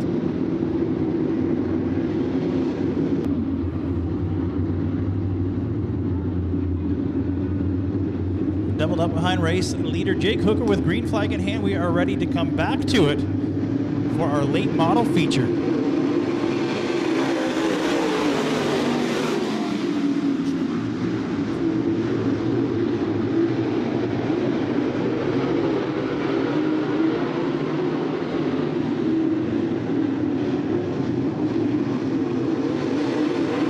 1A of Jake Hooker taking a strong start there with the RH21 and the 05.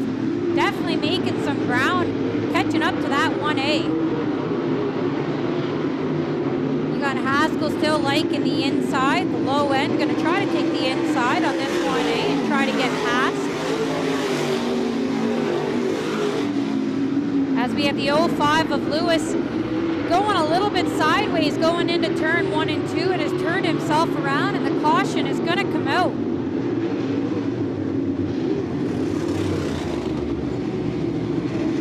Well, definitely one of those pucker up moments for Mike Lewis there as he came around in front of the field over there in 1 and 2. Thankfully, everybody managing to avoid contact, so that's a good thing. One of those situations that could always be worse, but everybody manages to avoid the 05 of Mike Lewis as he's come around.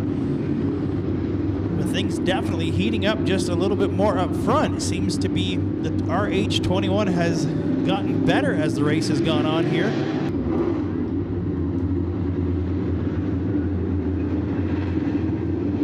Once again, we'll look for Jake to dive to the bottom here as we get ready to come back to green for our late model feature.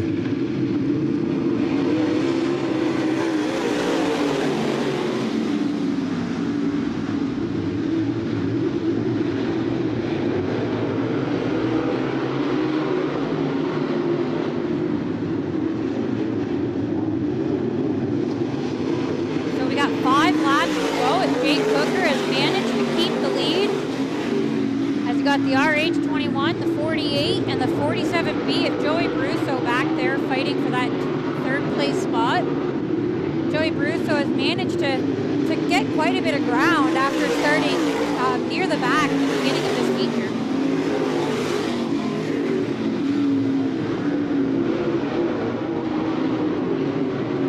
The 05 of Lewis, after starting at the tail end of the field, has managed to get up to the 4th place spot, making some good ground right behind that 47B of Joey Brusso.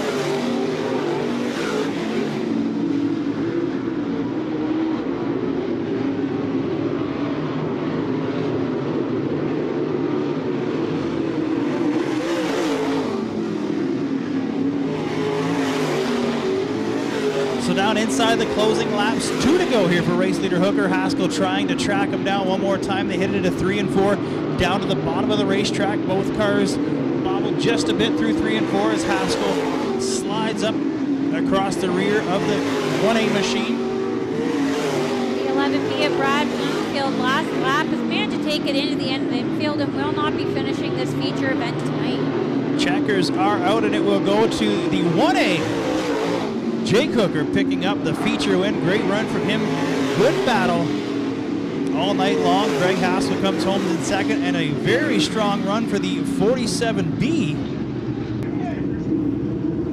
All right, here we are bringing out our 20-lap modified feature event with our 4 cars that came out tonight to put on a show. We got the 6M of Justin Mills beside him, the 14 of Mario Toniolo. We got the 09D of Joel Dick and the 28 of Tate O'Leary.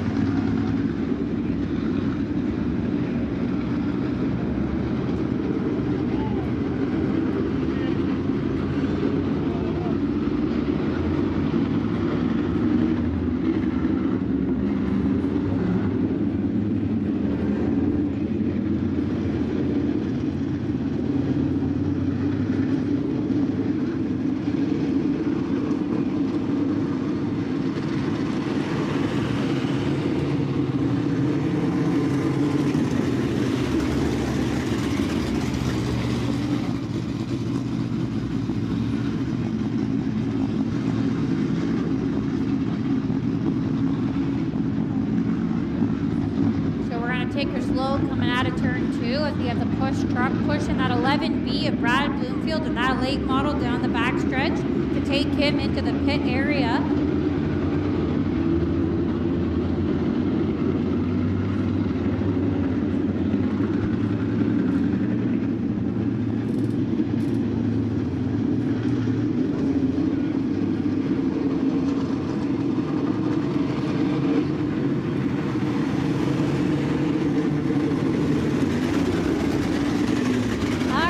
Given the white flag given to these modified drivers. We're going to have 1 lap to go before we get this race on the show. We got 4 cars hoping to put on a good, clean show for this modified feature event, the last event of the night.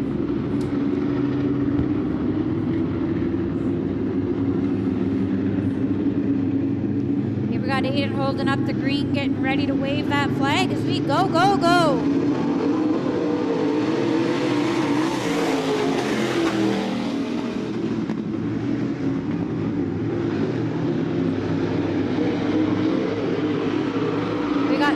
Strong cars in the field tonight. You got Toniolo, Mills, and Dick battling 3 wide coming in turn 4 as we complete our first lap.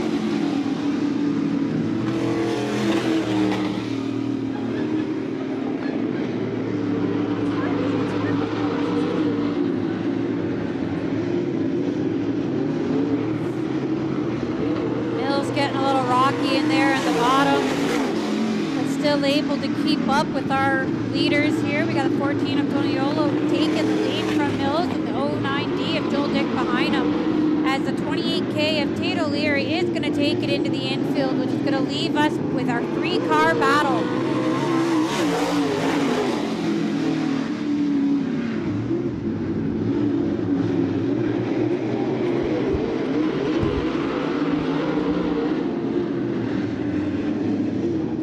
Sam of Mills is going to attempt to take the inside of Toniolo. We're going to see what run's going to fit for him. Is it high? Is it low? Nobody knows.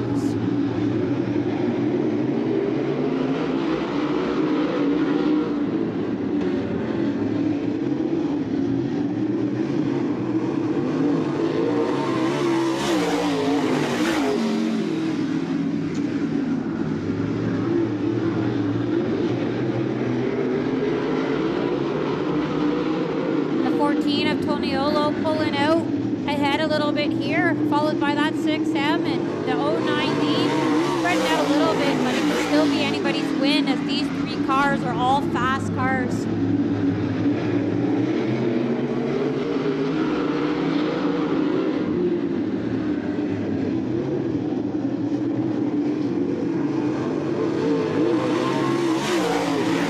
Got some nice clean racing going on as these 3 battle. That title win.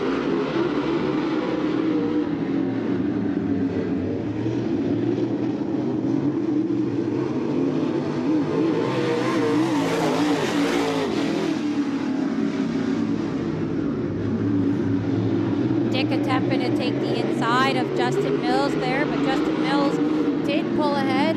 That 09D is not going to give up running that inside line coming into turn 4. Toniolo still holding the lead in front of the 6M.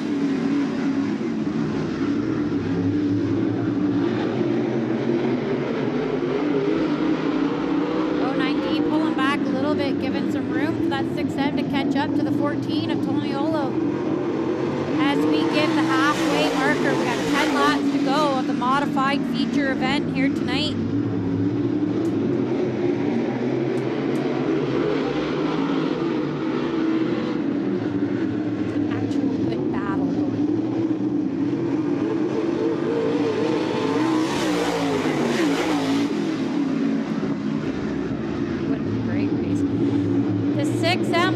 Taking that inside of Toniolo, really giving him a run for his money. It's definitely anybody's win tonight.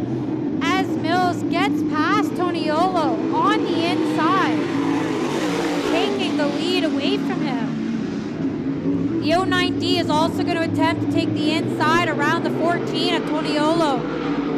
As we come into turn 3 and 4, 09D has also managed to pass Toniolo on the inside, taking the second place position.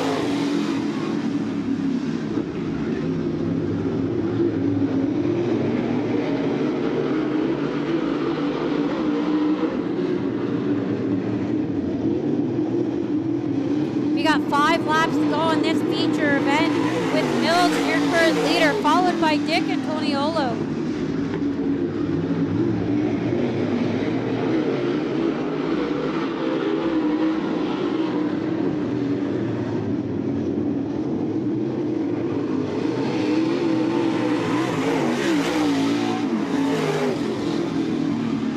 Getting some space in between our 3 cars tonight, spreading out a little bit with a little less battling going on as we are less than 5 laps to go. But it does appear for most of these cars, the inside line is the line you want to be on tonight.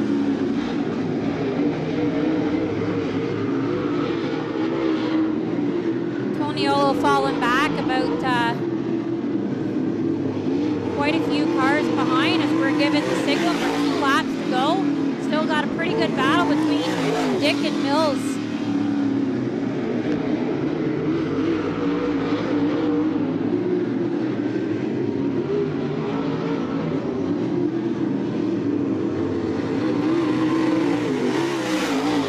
One lap to go as Mills managed to keep the lead currently as the 09D of Joel Dick falls a little bit behind, giving Mills some room to take this feature win. Our checkered flags are thrown, and 6M of Justin Mills is going to take the win, followed by the 09D of Joel Dick and the 14 of Mario Toniolo. That is another caution-free feature race into the books for tonight. That is 2 races that we managed to get in tonight, the modifieds and the mod lights with no cautions, which is really great to see. We want to thank everybody for coming out and hope to see you guys back here next week.